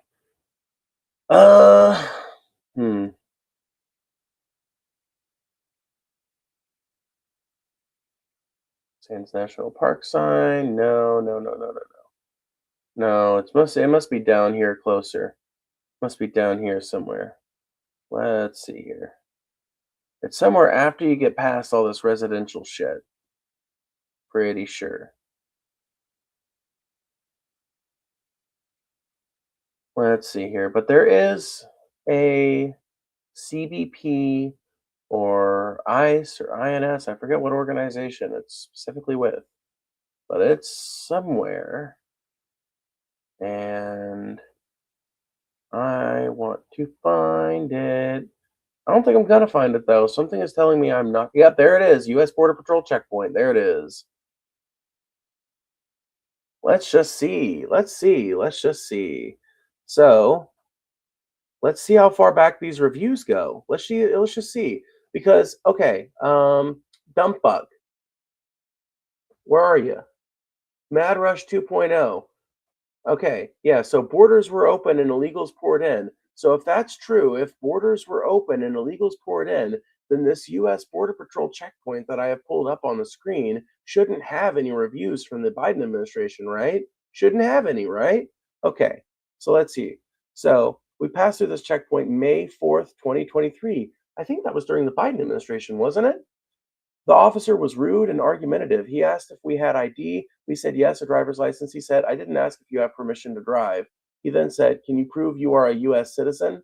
His demeanor and attitude was hostile, snarky, and the whole experience was upsetting. We are snowbirds heading north. Interesting. So during the Biden administration, there was a US Border Patrol officer who was being rude to people and questioning them about their citizenship. Oh my God. It's almost like the border wasn't open during Biden's administration. Let's see here. Dear foreigners, you must have your passport with you to pass here. If you forgot it, you'll lose your time. Other people lose their time too. Also, agents have to solve this issue. They are protecting us, not annoying us. What's going on? Okay. So as we were passing through the Las Cruces to White Sands, it was a nice experience at the Border Patrol checkpoint. As long as you have the documents, passport, ID, you're free to pass. Yeah, literally have like all of your papers with you to be able to traverse New Mexico. I love it. Let's just see here. Department of Homeland Security, U.S. Customs and Border Protection. Border Patrol checkpoints are a critical enforcement tool for securing our nation's borders against all threats to our homeland.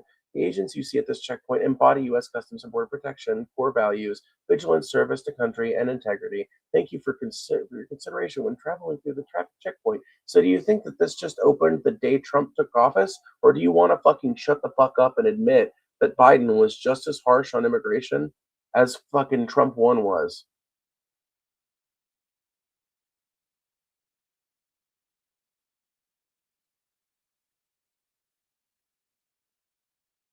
A terrorist monster from Afghanistan shouldn't have been in our country. And all because she wore the uniform of our nation, she was shot. He traveled here because he didn't like people wearing our uniform. He was sick and deranged, shouldn't have been in our country. Sarah Beckstrom died in order to defend our capital, and we are honored to be joined by her wonderful parents, Gary and Eva Lee. Your daughter was a true American patriot, and she will be greatly missed. She was a great person. I saw reports on her. They've never seen anything like it. Did he just say that one of their names was Evilly? They don't necessarily look super happy to be props either. God, man. Why do Trump supporters always look miserable?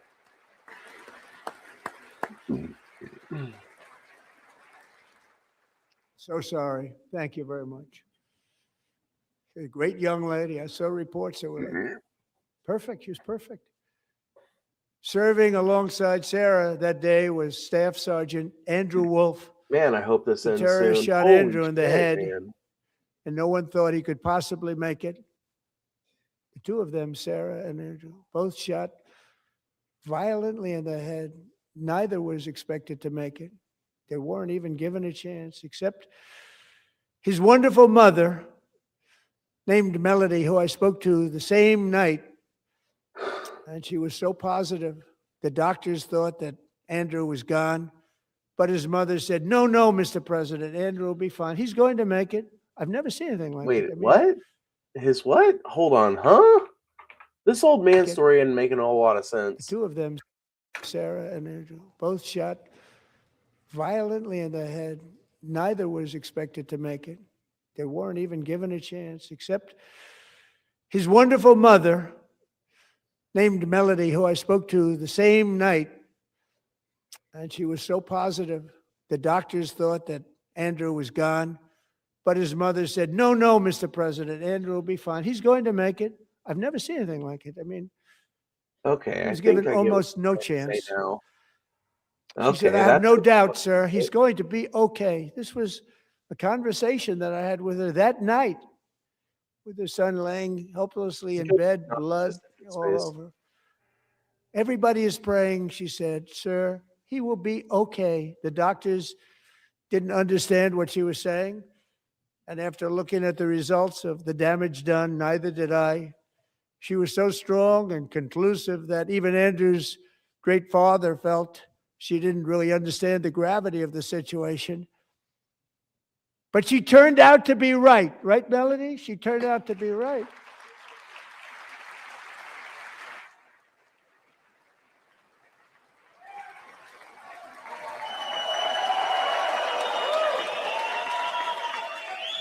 It looks like he's still pretty damaged from it, though.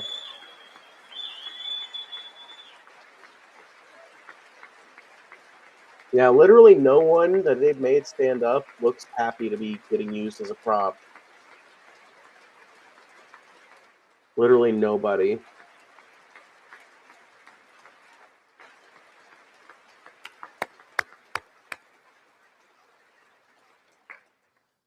Amazing, actually. I said, where does this Let's woman check on the come bingo from? She's the card. most positive person I've ever met. With God's help, Andrew has battled back from the edge of death, and we're talking about the edge of death, on his way to a miraculous recovery. He's got a little work to do, but he's doing great. Nice to see you. He's a good-looking guy. Nice to see you. Thanks, Andrew. Thank you very much. Jesus Christ. Poor guy.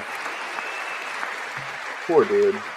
He doesn't look entirely all that happy to be getting used as a prop.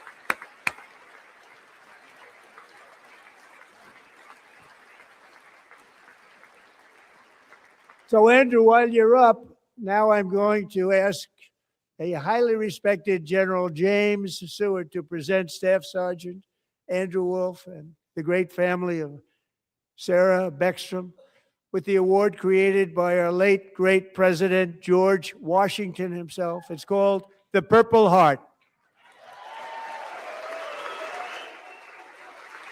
All right. Well, this is once again pretty normal stuff to see during the State of the Union.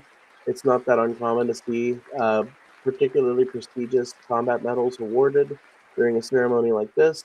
So can't really fault him for this one.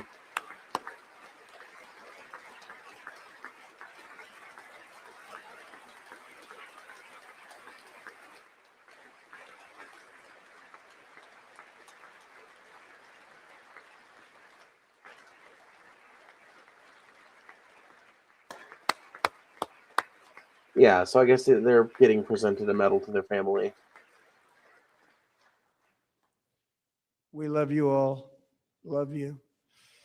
We're proudly restoring safety for Americans at home, and we are also restoring security for Americans abroad. Our country has never been strong.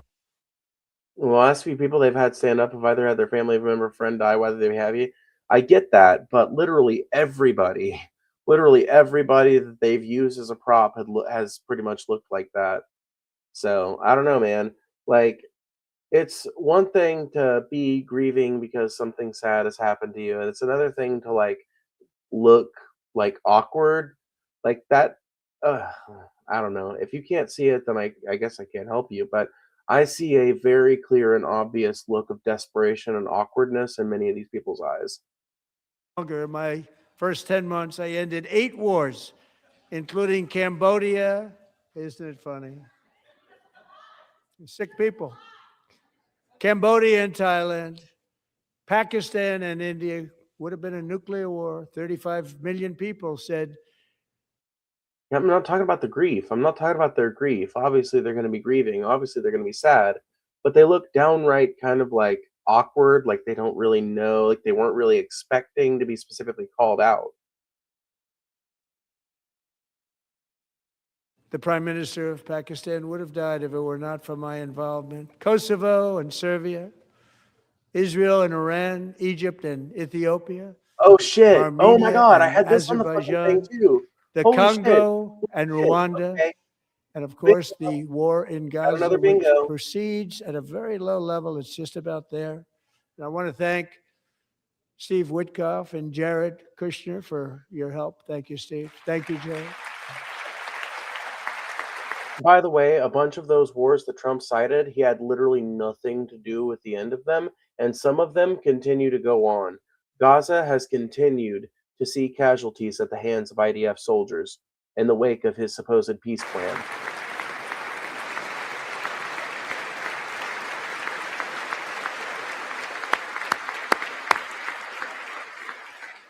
Let's see. We've also got claims he solved war in the Middle East as a bingo spot. And I also want to thank the man they report to, Secretary of State Marco Rubio. Thank you, Marco.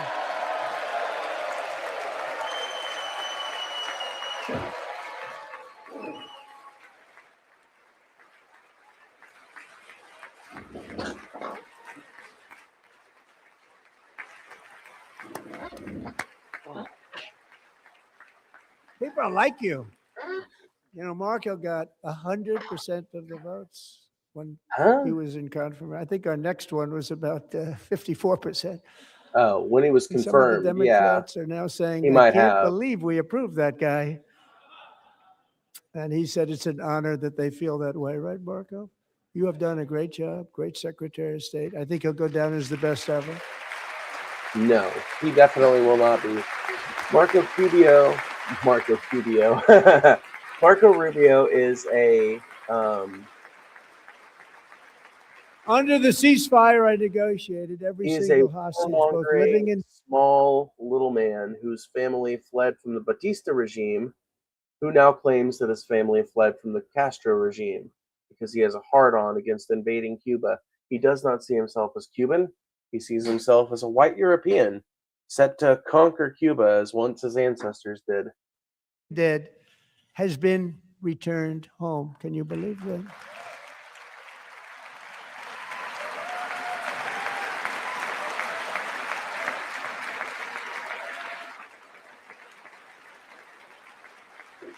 I think we're getting nobody thought it was possible. Nobody thought that was possible. Both living and dead, and those parents who had a dead son, their boy, they'd always tell me their boy, they wanted him as much as though he were living. It was an amazing period. What? Those parents who had a dead son, their boy, they'd always tell me their boy, they wanted him as much as though he were living. It was an amazing period of time. They wanted him as much as though he were living. All of the living hostages back, and many, many before. That sentence Trump just quacked out was gibberish. I want you to structure that sentence and provide me that structure and tell me it makes any sense. For them, but I always said those last 20 are going to be very tough, but we got many, many more, hundreds. But I said those last 20 are going to be tough. We got them back, but we only got back 14 or 15 of the dead of the 28. And believe it or not, Hamas worked along with Israel, and they dug and they dug and they dug. It's a tough thing to do, going through bodies all over, passing up 100 bodies sometimes for each one that they found. Tough job. And they finally got it back to 27. And then Steve and Jared, they got it back to 28. They found all 28. Nobody thought that was possible, but we did it. And I remember the family of the 28th.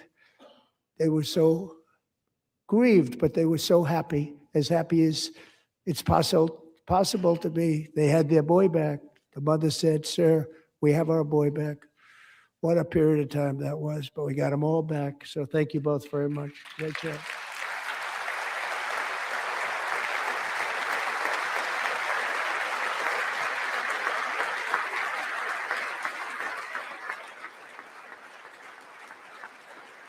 And we're working very hard to end the 9th war, the killing and slaughter between Russia and Ukraine, where 25,000 soldiers. Yeah, the war in Ukraine, the war between Ukraine and Russia, which, by the way, was supposed to start to end day one when Trump took office. Remember that little campaign promise? I do. Dying each and every month. Think of that: 25,000 soldiers are dying a month.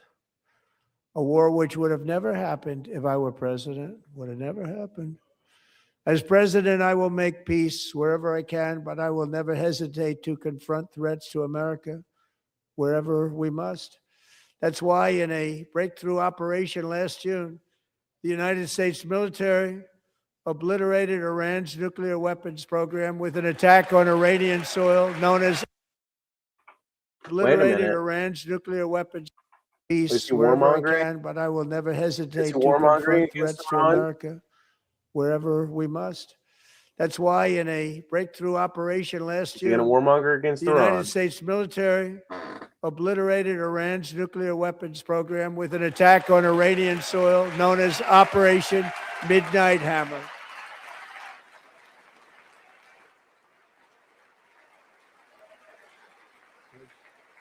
Good.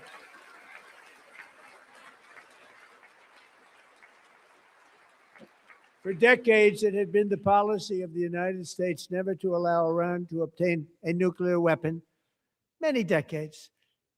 Since they seized control of that proud nation 47 years ago, the regime and its murderous proxies have spread nothing but terrorism and death and hate.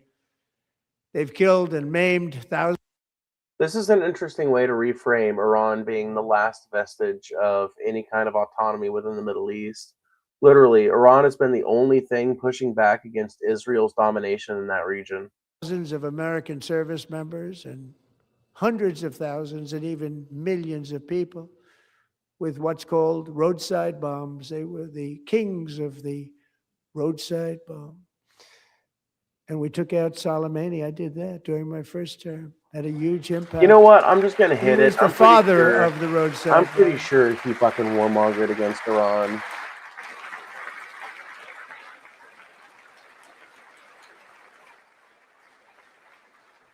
And just over the last couple of months with the protests, they've killed at least, it looks like 32,000 protests, 32,000 protesters in their own country.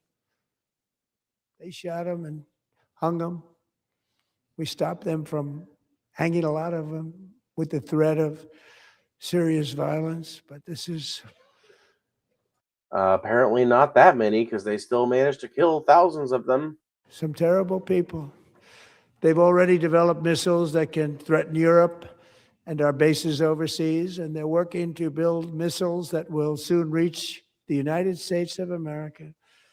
By the way, this warmongering against Iran has taken this exact format for fucking decades now. Literally, Iran has been a week away from having ICBMs since I was a fucking kid. Iran, since before I was a kid, since the late 70s, basically, ever since we lost control of that region, we have been warmongering against them using this line that they are mere minutes, months, or weeks from having weapons that could attack America. After Midnight Hammer, they were warned to make no future attempts to rebuild their weapons program, and in particular, nuclear weapons. Yet they continue, starting it all over. We wiped it out, and they want a free and autonomous country, like invests into its own defense and offensive capabilities. News at 11. Start all over again, and are at this moment again pursuing their sinister ambitions. We are in the. By the way, during Operation Midnight Hammer or afterwards, we were all told that Iranian nuclear capability had been taken out for years, that no further strikes would be needed because we'd severely damaged their nuclear capacity, and possibly we've taken out their ability to produce weapons grade nuclear material, period. Maybe, like, they may not be able to rebuild it, but now, less than a year later, we're already having to hear about how they're mere weeks away from getting missiles that can reach the U.S. This is warmongering against Iran. With them. They want to make a deal, but we haven't heard those secret words. We will never have a nuclear weapon. My preference.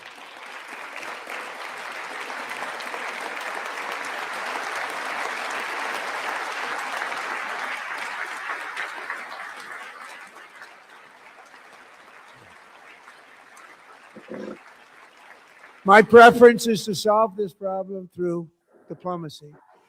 But one thing is certain, I will never allow the world's #1 sponsor of terror, which they are by far, to have a. By the way, this was a line that neoconservatives used to apply against the Soviet Union. They've had to find a few new villains now. Nuclear weapon, can't let that happen.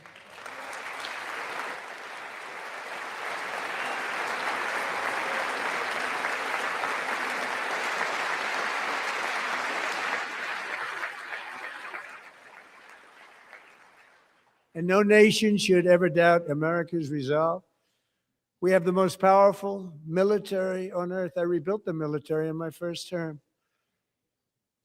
The military was perfectly fine when he came into office during his first term. I have no idea what he's talking about here, and neither does anyone else. We're going to continue to do so also, which is a $1 trillion budget. We have no choice. We have to be strong because hopefully we will seldom have to use this great power that we built together. It's really called peace through strength, and it's been very, very effective.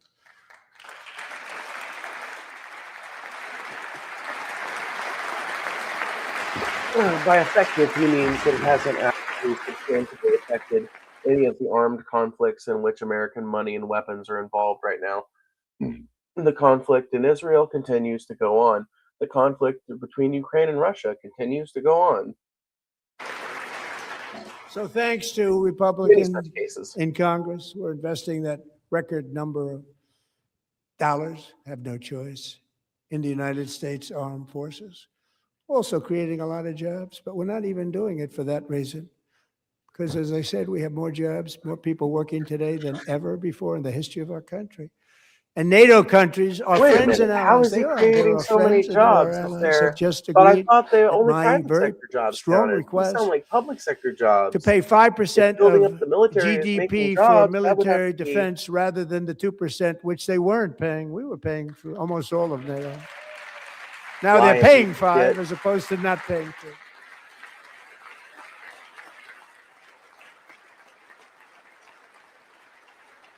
Your vape looks like a popsicle. And getting that 5% was something which everyone said would never be done, could not happen. We got it really easily. One meeting. And big difference between 2% that's not paid. We were paying the freight of many of them. Very few were paid up. Now 5%, then they're paid. And everything we send over to Ukraine is sent through NATO, and they pay us in full. They pay us totally in full. Every branch of our armed forces is setting records for recruitment. This is so exciting. And every service member recently.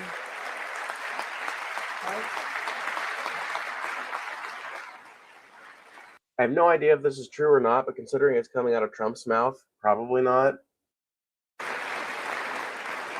Thank God we're getting to the end of this damn speech, though. And every service member recently received a warrior dividend of $1,776.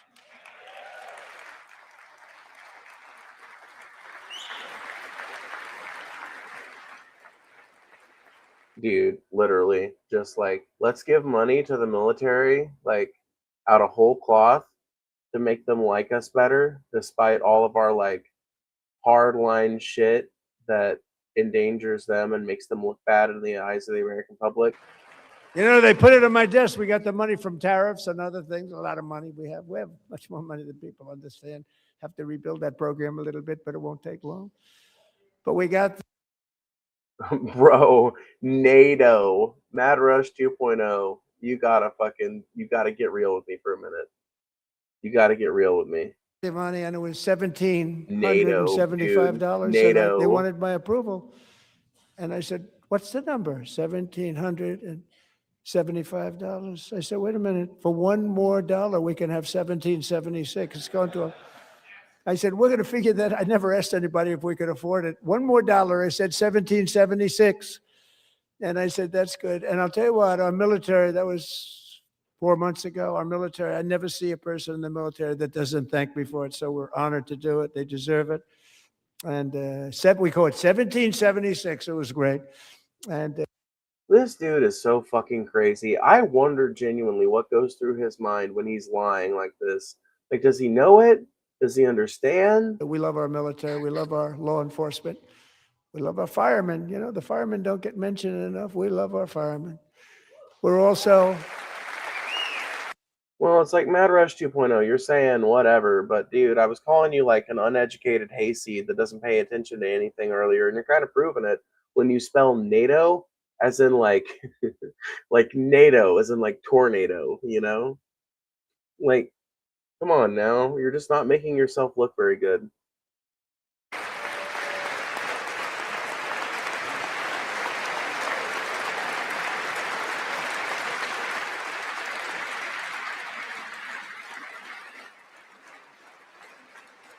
We're also restoring American security and dominance in the Western Hemisphere, acting to secure our national interests and defend our country from violence, drugs, terrorism, and foreign interference. For years, large swaths of territory in our region, including large parts of Mexico, really large parts of Mexico, have been controlled by murderous drug cartels.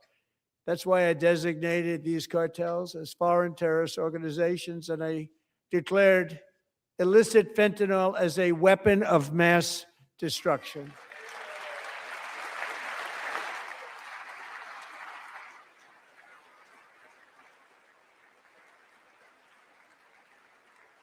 And yeah, with our EMTs new and medics military have been facing an increasing amount of violence. Like, tensions have risen throughout America, and they've been one of the fucking victims of that. But do they get a mention? Nope. campaign, we have stopped record amounts of drugs coming into our country and virtually stopped it completely coming in by water or sea. You probably noticed that. My headphone is dying. We very seriously damaged their fishing industry also. Nobody wants to go fishing anymore. We've also Did he just admit that they went after fucking fishing boats? we're Oh, also God damn it. restoring American Stupid ass security and headphone. dominance Give me in 1 the minute. Western. Okay, 1 second, guys. I need to blow my nose and figure out something for this headphone situation.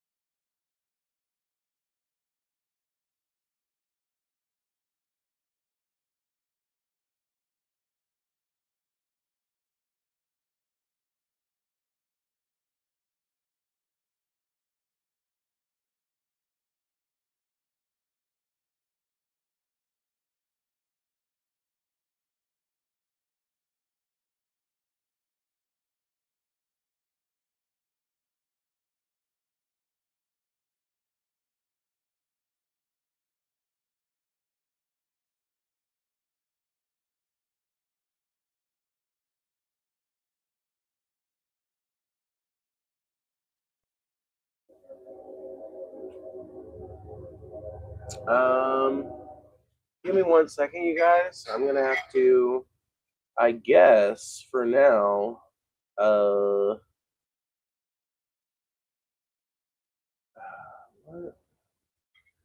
That doesn't make any sense.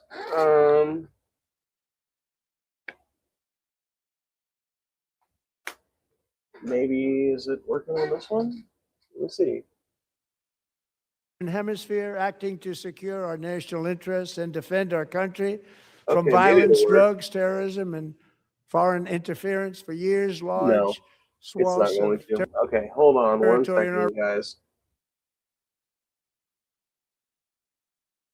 Oh, shit.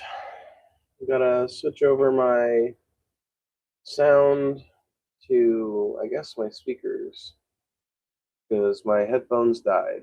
So, it is what it is.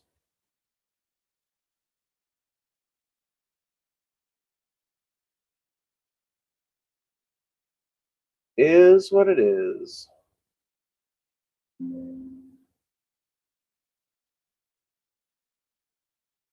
region, including large parts. Well, that's not going to work. I guess I'm just going to have to.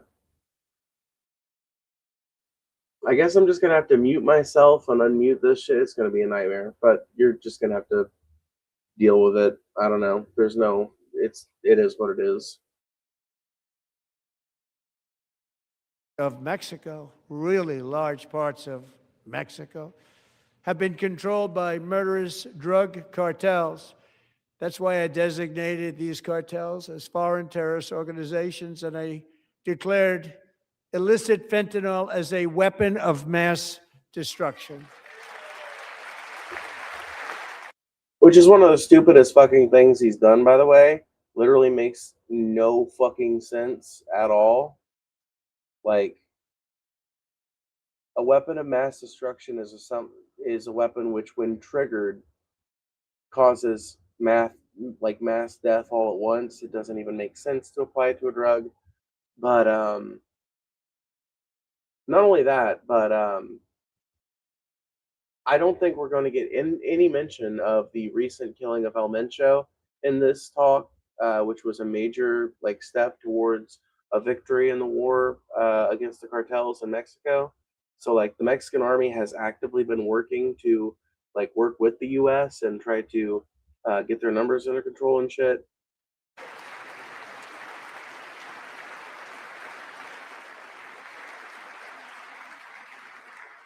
And with our new military campaign, we have stopped record amounts of drugs coming into our country and virtually stopped it completely coming in by water or sea. You probably noticed that. We very seriously damaged their fishing industry also. Nobody wants to go fishing anymore. We've also taken down one of the... So yeah, Trump is basically just saying there that they were in fact targeting fishing boats and they knew about it and they don't care because they can get away with it because we're the Americans. Fuck you. Most sinister cartel kingpins of all. You saw that yesterday. Oh, never mind. He does talk about it. He does talk about El Mencho.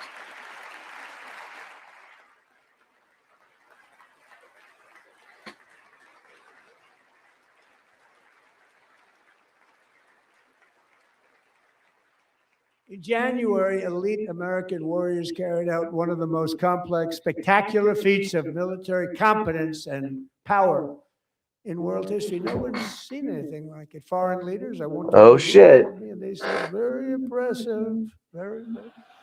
Brags about illegal Venezuela operation. They saw what happened. This is a different. That was on the bingo card, y'all. When we fought to tie. It's a great fighting force. I'm so proud of it. Look at Space Force. Space Force is my baby. Because we did that. My baby is becoming so important. I love your bangs. Well, thanks. I appreciate it. Can't fish, can't cut my grass, can't barbecue. Who are you talking about?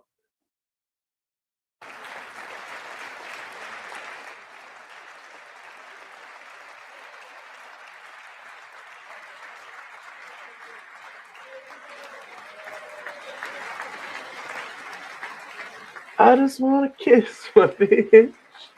And America's armed forces overwhelmed all defenses and utterly defeated an enemy, good fighters, to end the reign of outlaw dictator Nicolas Maduro and bring him to face American justice. Now he just needs to vaguely gesture towards the conquest of Greenland, and we'll have it.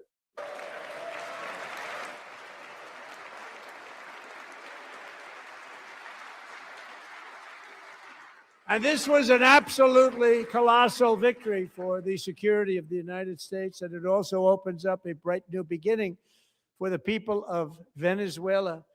We're working closely with the new president of Venezuela, Delcy Rodriguez, to unleash extraordinary economic gains for both of our countries. By the way, Delcy Rodriguez has called for the release of Nicolas Maduro and considers herself a continuation of the Maduro regime. So the idea that Trump actually did anything substantive there, no. He just kidnapped a world leader and is holding him against his will. And to bring new hope to those who have suffered so terribly. They really did suffer. With us tonight is Alejandro Gonzalez. She grew up in a tight-knit Venezuelan family and was especially close to her beloved uncle Enrique. But after Enrique ran for office and opposed Maduro, he was kidnapped by Maduro's security forces and thrown into the regime's really infamous prison in Caracas. Alejandro. Do they have an infamous prison in Caracas? This is the first time hearing about it. I know they have a really fucking. I know El Salvador has like a famous, like horrible prison facility down there called CCOT, but feared she would never see her uncle again. She feared for her own life also. But since the raid, we have worked with the new leadership, and they have ordered the closure of that vile prison and released hundreds of political prisoners already. But unlike your administration, who would never dream of closing down Guantanamo Bay or any of the other CIA black sites we've got operating around the world. With more to come, Alejandro, I'm pleased to inform you that not only has your uncle been released, but he is here tonight. We brought him over to celebrate his freedom with you in person. Enrique, please come down.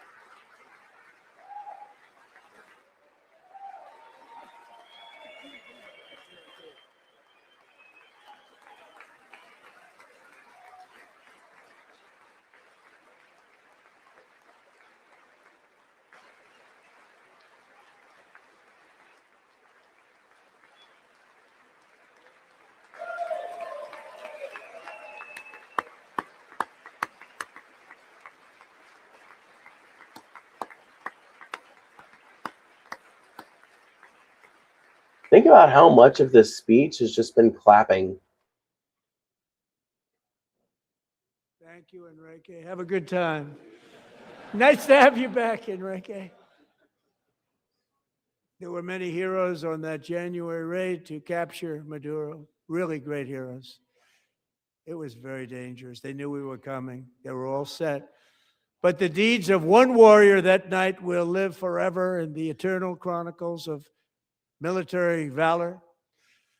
Chief Warrant Officer 5, Eric Slover, planned the mission and was the flight lead in the cockpit of the first helicopter, a big, beautiful, powerful helicopter. It was a massive Chinook carrying, as you can imagine, many, many American warfighters wearing the dog.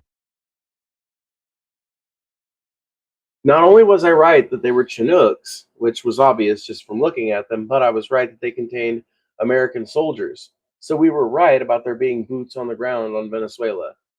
We were right.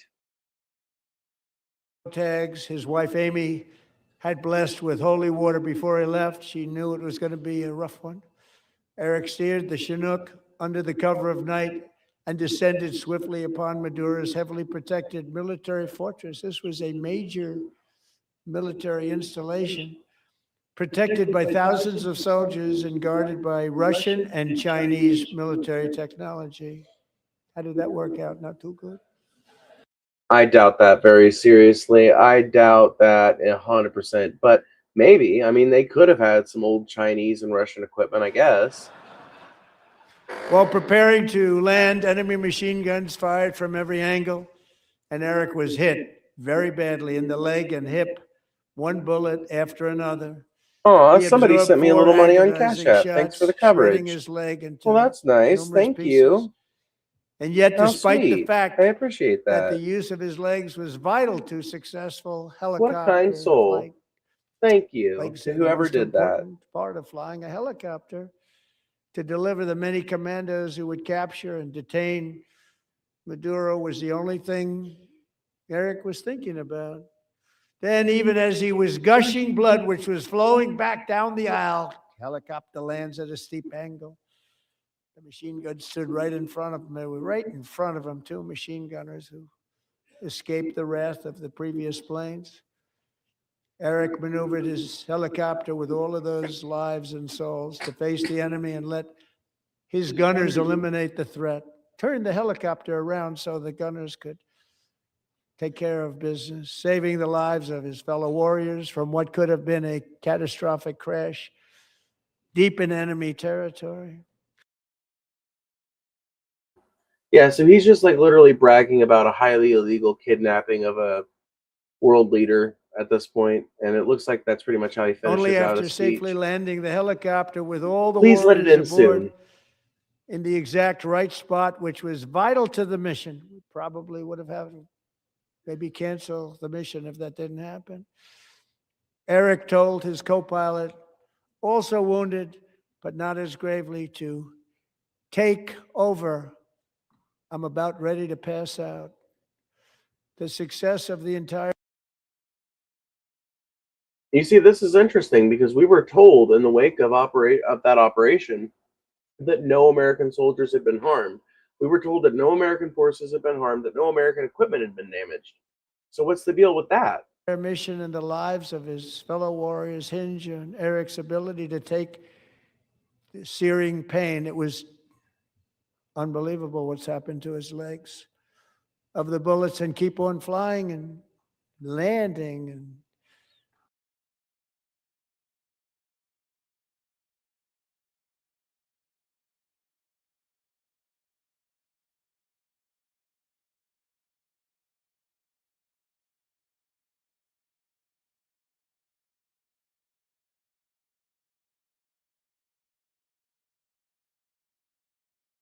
people knew what was happening. Everybody in the back of the helicopter knew because they saw the blood pouring down the aisle. Chief Warrant Officer Slover is still recovering from his serious wounds, but I'm thrilled to say that he is here tonight with his wife, Amy, Eric, and Amy. Come on in.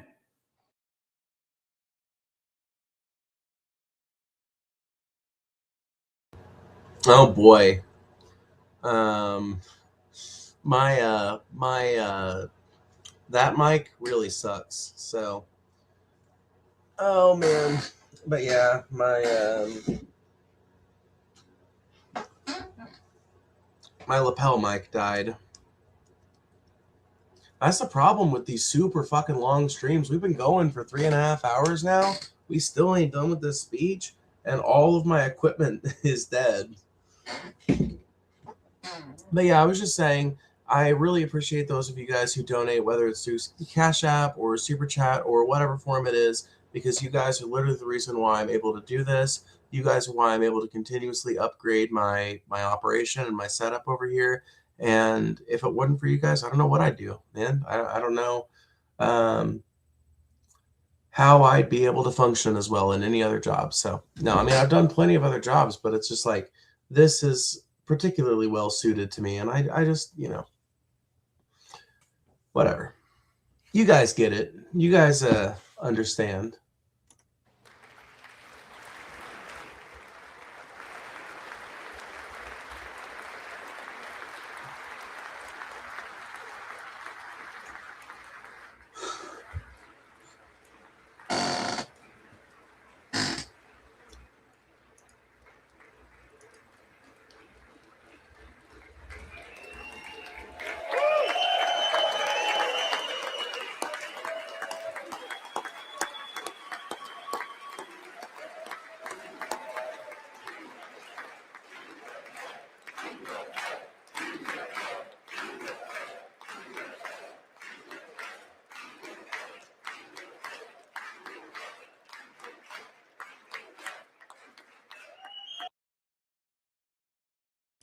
Once again, we were told in the wake of the Venezuelan operation that nobody got hurt, that no equipment was damaged, no American equipment or anything like that. So this is a revelation. So we have a surprise for Eric and Amy. In recognition of Eric's actions above and beyond the call of duty, I would now like to ask General Jonathan Braga to present Chief Warrant Officer Slover Braga. with our What a nation's name. highest military award, the Congressional Medal of Honor.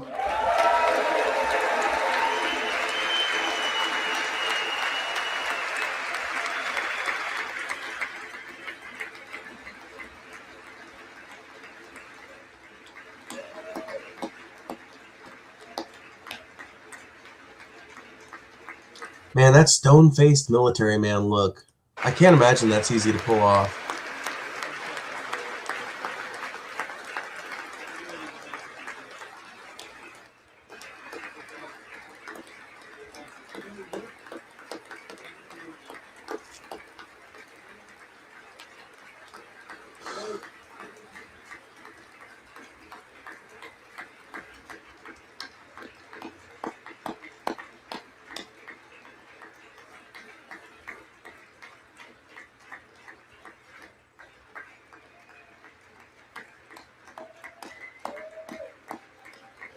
Man, this whole chamber of idiots just gonna sit here and clap like seals for 5 fucking minutes at this jingoistic bullshit.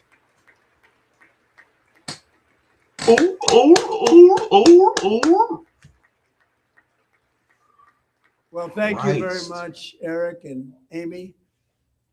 Great to get to know you. I met with them and with a lot of their fellow warriors at Fort Bragg recently. You notice the name Fort Bragg? We have it back. We brought it back. We won. Yes, everyone knows that you brought back the name of a Confederate slave-owning general to the fucking fort. Okay, everybody knows. World War with it, and then they decided to change the name, so we changed it back. Everybody wanted to change back too. He's stoned. He might be. I mean, you know, DC does have recreational weed. They've got a medical program. The states around them have medical programs, so it wouldn't surprise me. He may be. It also wouldn't surprise me because I'd certainly want to be stoned if I was a warfighter that was injured in a fucking illegal operation. I'd certainly want to be high. And 10 of Eric's fellow warriors from that incredible night of victory will also be receiving medals at a private ceremony that will soon be held at the White House, and Eric will be there. Thank you. Illegal, yes. Yeah. The president can't just decide, and his military can't just decide, like, sight unseen, to go into another country with no international oversight, no opportunity to remit grievance or anything like that. Yeah, no, illegal.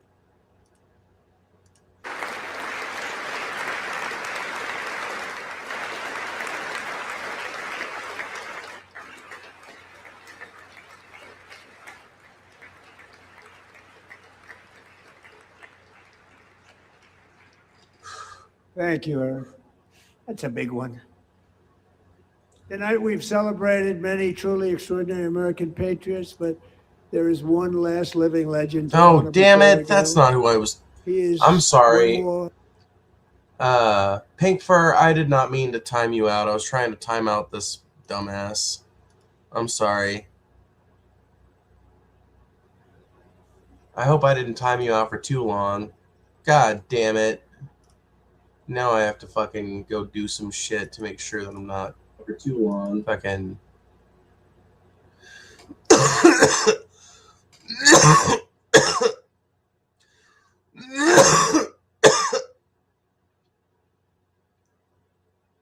Okay.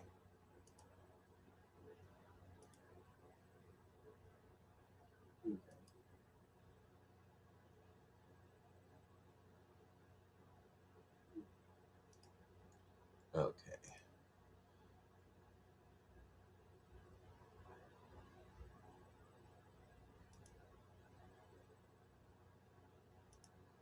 I didn't know you were. What are you even talking about, Cole?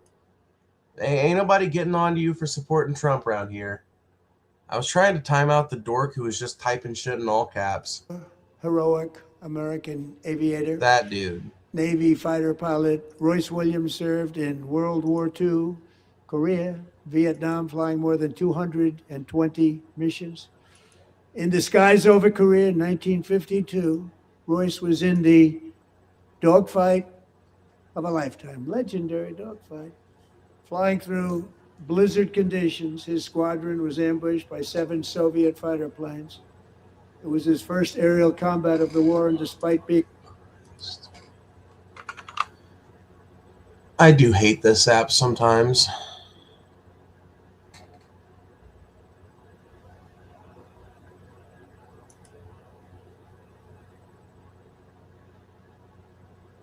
Do do do do do do do do do do do do do do.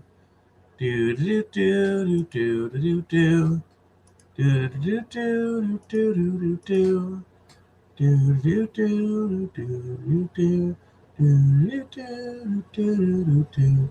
Do do do do do. Do do do do do do. Do do. Do do do do do do.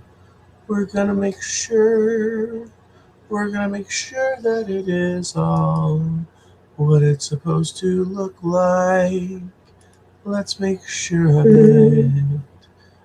Do, do, do, do, do, do, do, do, do. Okay, yeah. There we go. Massively outnumbered and outgunned, Royce led the takedown of 4 enemy jets and almost destroyed the others, vanquishing his adversaries while taking 263 bullets to his own plane and being seriously hurt. His story was secret for over 50 years. He didn't even want to tell his wife, but the legend grew and grew. But tonight, at 100 years old, this brave Navy. There we go. What is he talking about? How did the legend grow if the story was secret for 50 years? I don't know that I'm following Captain here. is finally getting the recognition he deserves. He was a legend long before this evening. Royce, please stand up, and I will ask the First Lady of the United States to present Captain Royce Williams with his Congressional Medal of Honor.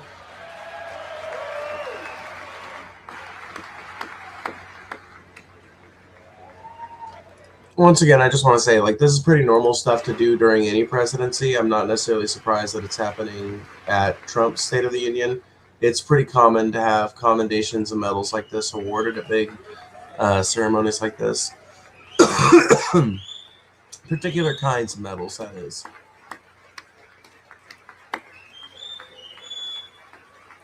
That was nice of Melania to correct it, you know.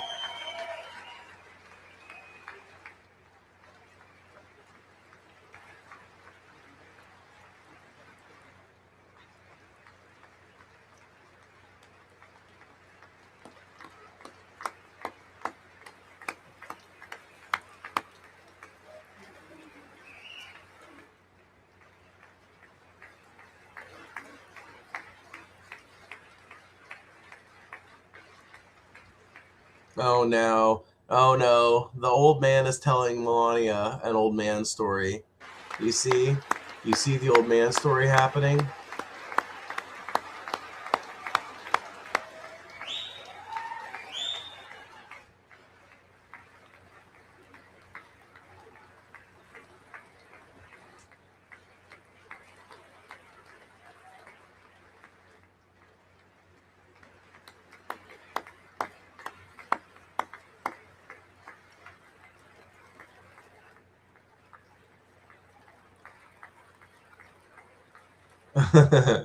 It's actually kind of cute watching Melania and this old man interact, because it's very clear to me that Melania is like this old man's touchstone in this whole thing. He's like the one person that he kind of sort of trusts, because she's like an Eastern European lady and relatively harmless as Trump acolytes go. I have to imagine a lot of the people that surround Trump probably give off the aura of horrible, evil Nazi that wants to destroy you and everything you fought for. But Melania's never really given me that vibe. You know, like, she's like definitely definitely an excessive user of plastic surgery, like most of the Trump women. But as far as the vibe I get off of her, I don't know. She's like. Thank you, Royce, and thank you, Eric. I've always wanted the Congressional Medal of Honor, but I was informed I'm not allowed to give it to myself, and I wouldn't know why I'd be taking it. But if they ever open up that law, I will be there with you someday. But you know, that's our highest honor, Congressional Medal of Honor, and that's a big thing. And What's up, Book it's Blaze? an honor to be in the same room with you. Thank you both very much, Eric. Thank you.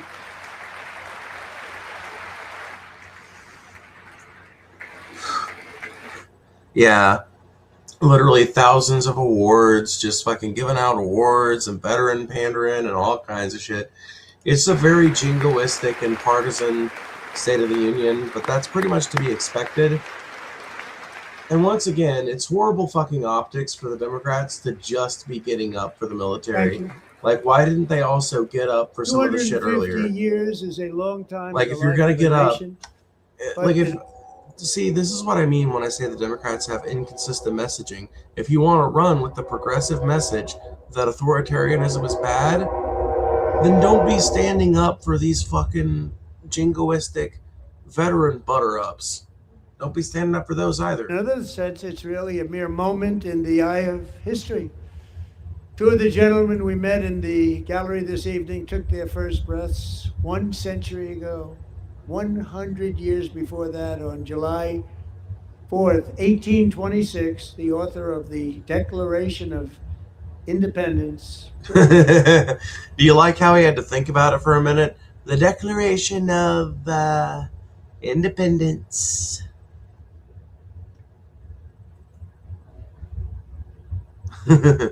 Yeah, literally watched most of this. The theme is literally all that is righteous and glorious has its roots in Trump. That's pretty much been the vibe I've been getting off of it as well. Thomas Jefferson drew his last breath. Just a single long human lifespan separates the giants who declared and won our independence from the heroes who stand among us tonight. Everything our nation has done, everything we have achieved, has been the work of those few great lifetimes. In those brief chapters, Americans built this nation from 13 humble colonies into the pinnacle of human civilization and human freedom, the strongest, wealthiest, most powerful, most successful nation in all of history. Americans ventured out across the daunting and dangerous continent. We carved paths through an unforgiving wilderness, settled a boundless frontier, and tamed the beautiful but very, very dangerous Wild West. Did you hear that half the things Kamala said in the contradictions of her previous speeches? No disrespect, she would drive this country in the ground within the first year. I actually kind of agree with you. I don't think a moderate Democrat would have been the right answer in 2024, which is why I didn't vote for Kamala Harris in 2024, nor did I advocate other people did.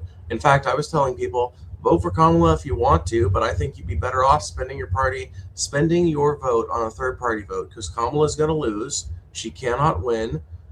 She is an even less electable candidate than Trump is, and she will lose this election. So you might as well spend your vote on a protest vote, because Kamala ain't winning. From empty marshes and wide open plains, but that's not to say that Trump is actually doing any better. I think that we need a complete reversal of policy here in America. You understand, Trump is just a worsening of tendencies that have been growing in both parties for the last 20 years. He is just a worsening of that, a logical conclusion to all of that. Raised up the world's greatest cities. Together we mastered the world's mightiest industries, shattered history's monstrous tyrannies, and we liberated millions from the chains of fascism, communism, oppression, and terror. Americans lifted humanity into the skies on the wings of aluminum and steel, and then we launched mankind into the stars on rockets powered by sheer American will and yeah, America did all those things. You didn't really have shit to do with it, though. Yielding American pride. We wired the globe with our ingenuity. We captivated the planet with American culture. And now we are American culture that all of you guys religiously hate because it's all too woke for you. Literally. Look at this dude up here talking about American culture when you know him and his party reject every aspect of American culture that got American culture on the map. Pioneering the next great American breakthroughs that will change the entire world. All of this and so much more is the enduring legacy, unmatched glory. You think you would survive war? It depends on what city I'm in and whether I'm in a city or not. I mean, if you're in the rural areas and you're not like in the path between two cities or something like that, you're probably going to survive the war. Of the hardworking patriots in whatever who country built it and is. defended this country and who still carry the hopes and freedoms on all of humanity's backs. For years they were forgotten, betrayed, and cast aside. But that great betrayal is over, and they will never be forgotten again. Because when the world needs courage, daring, vision, and inspiration, it is still turning to America. And when God needs a nation to work his miracles, he knows exactly who to add. There will never be a mandatory draft in Iran. If there ever is a draft, they will exclude me because I'm trans. If they don't exclude me for being trans, they'll exclude me for being fat and flat-footed. There is no challenge Americans cannot overcome, no frontier too vast for us to conquer, no dream too bold for us to chase, no horizon too distant for us to claim. For our destiny is written by the hand of providence, and these first 250 years were just the beginning. From the rugged border towns of Texas to the heartland villages of Michigan, from the sun-kissed shores of Florida to the endless fields of the Dakotas, and from the historic streets of Philadelphia to right here in our nation's capital, Washington, D.C., the golden age of America is upon us. The revolution that began in 1776 has not ended. It's still. Did you guys hear that? The revolution that began in 1776 hasn't ended. The fighting has just continued the whole time, I guess. I didn't know we were still at war with the Brits, but you fucking UK people, you better get ready. Continues because the flame of liberty Let and the independence eagle soar like she's never soared before, from rocky coast to golden shore. Let the mighty eagle soar. Still burns in the heart of every American patriot, and our future will be bigger, better, brighter, bolder, and more glorious than ever before. Thank you, God bless you, and God bless America.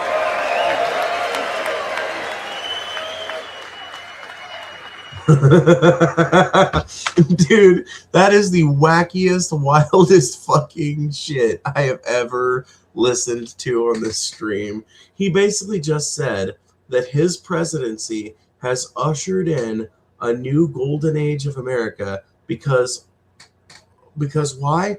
All the reasons he listed before that were all, like I said, as we were covering it, predicated and premised on bullshit.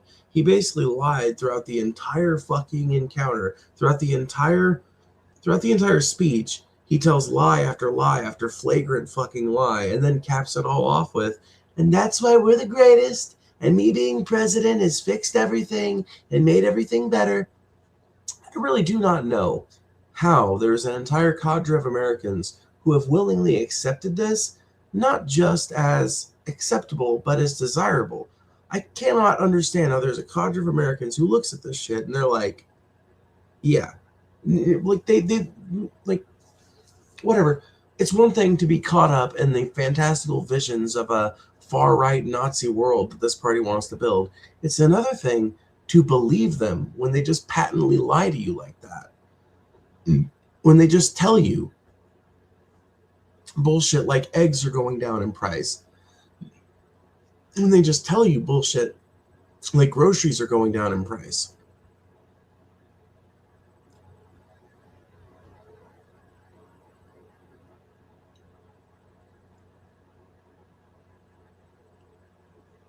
Yeah, he still thinks the Revolutionary War is going on. Sounds like dementia to me. It does kind of sound like dementia, doesn't it? Is this the end of this fucking arduously long speech? Is this the end? Is it finally over? Is it finally over? Yes, it's finally over. Oh my god, it's finally over.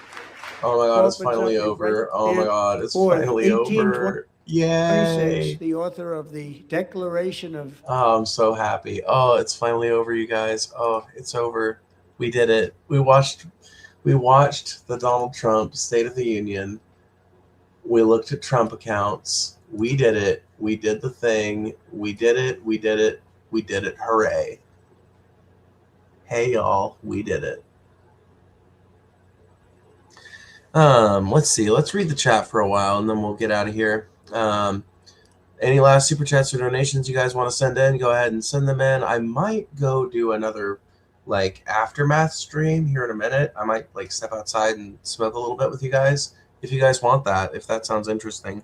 But yeah, it's the same reason why such a cynical, non-spiritual person as Trump can appeal to religious basis. He can convince people that his lies and confidence are more powerful than their lying eyes. Yeah, I mean, it's like the ability to tell a bold-faced lie and the willingness to tell a bold-faced lie can take you surprisingly far in life. Like just being willing to say some total, complete bullshit that is not backed up by any reality, and being willing to, like, say it loudly and proudly and be unconcerned with the, like, lack of factual basis for it.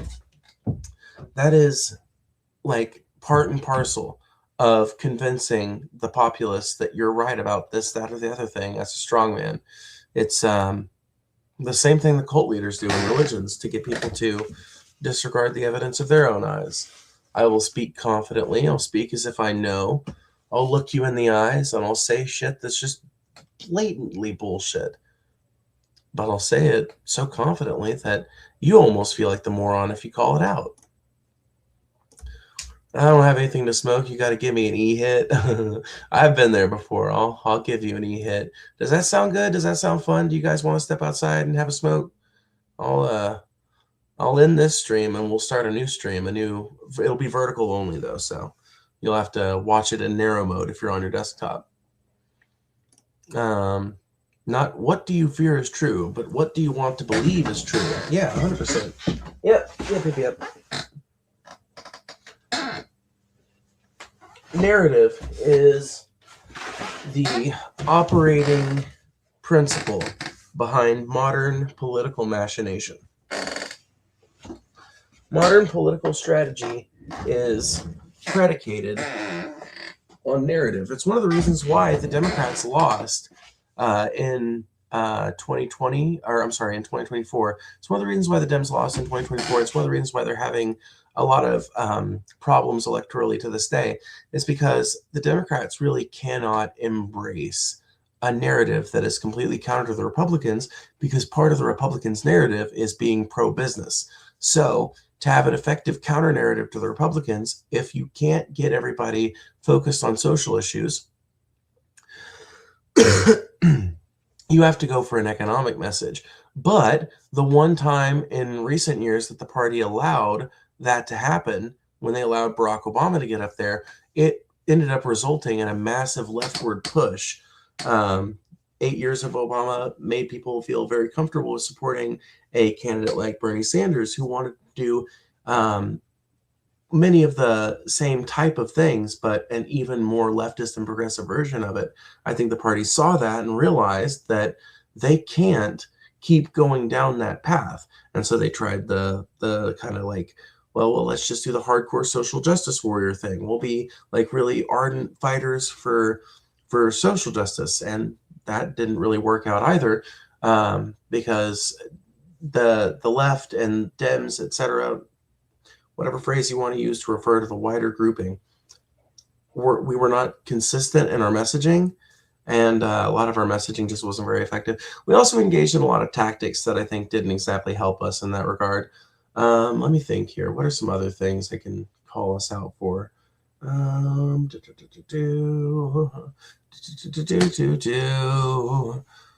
Anyway, life is just a choose your own adventure book at this point. Yeah, I mean, increasingly life is becoming a choose your own adventure book, because there are two versions of reality that are being defended and pushed forward by two entirely different groups of the political aisle. And then there are a bunch of people who just don't know what's going on anymore, because it's pretty much Like, unless you were taught by your parents or your schooling how to think critically, it's very hard to tell real from fake at this point.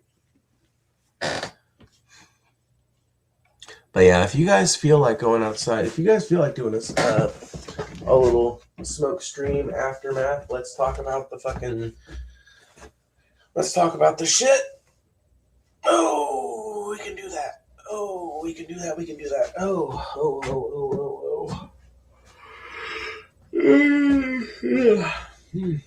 I'm tired. Anyway, BRB. I gotta use the bathroom.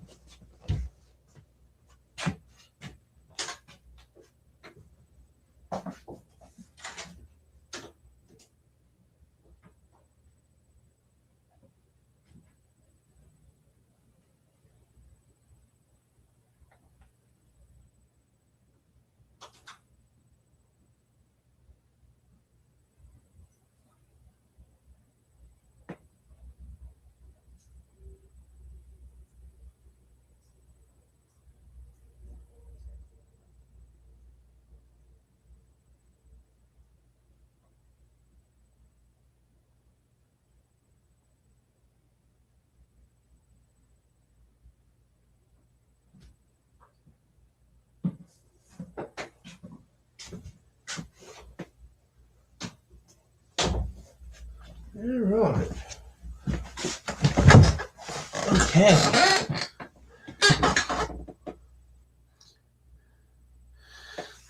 There's too much going on for people to keep up at this point. That's kind of the way I feel too. I feel like there's a lot of people who would be doing more. They would be trying their best to keep up with everything, but there's just too much.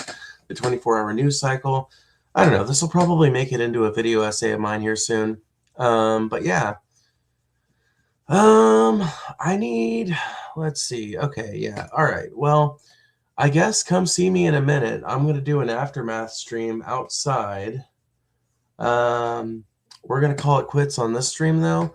So thank you guys for hanging out. Aria, we did make the bingo goal.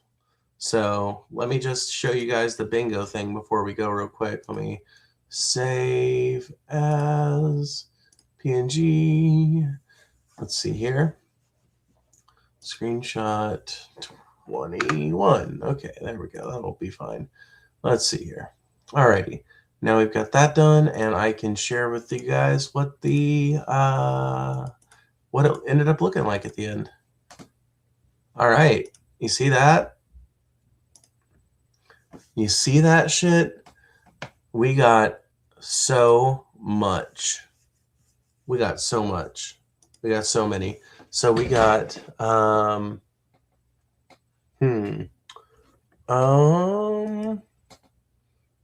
you know what I didn't think about?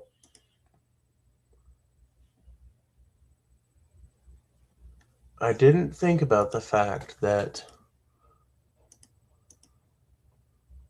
oh no.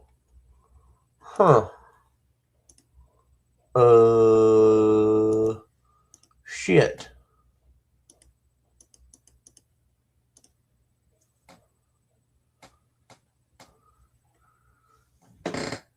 Well, I'm retarded because I didn't save a version of this that had the text edited, but didn't have the marks on there.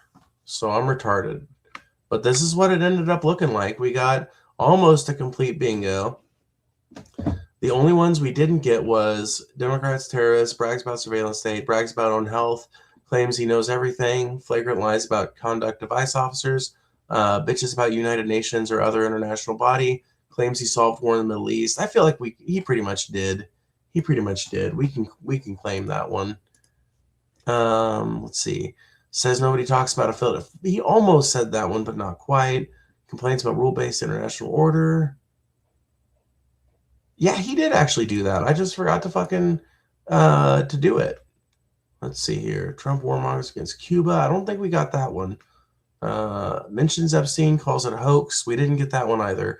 And gestures vaguely towards conquest of Greenland. We never got. But we did get 1, 2, 3, 4, 5, 6, 7, 8, 9, 10, 11, 12, 13 spaces filled. So that is the predictive power of Pheebz. Let's see here. I just start closing windows and shit. I guess this is the only window I have left open besides this settings window, which just needs to be exited out. So now it's just us. Yeah, all right. Well, if you guys want to hang out with me a little bit longer, come find me in approximately 2 or 3 minutes. I will be outside smoking in my office trailer thing that we've got out there. A little, like my secondary set, my outdoor set, if you would. It's not exactly outdoor, but it's a building I can smoke in. So what is the prize for winning bingo? Actually, the prize we won was actually just for getting 3 spaces.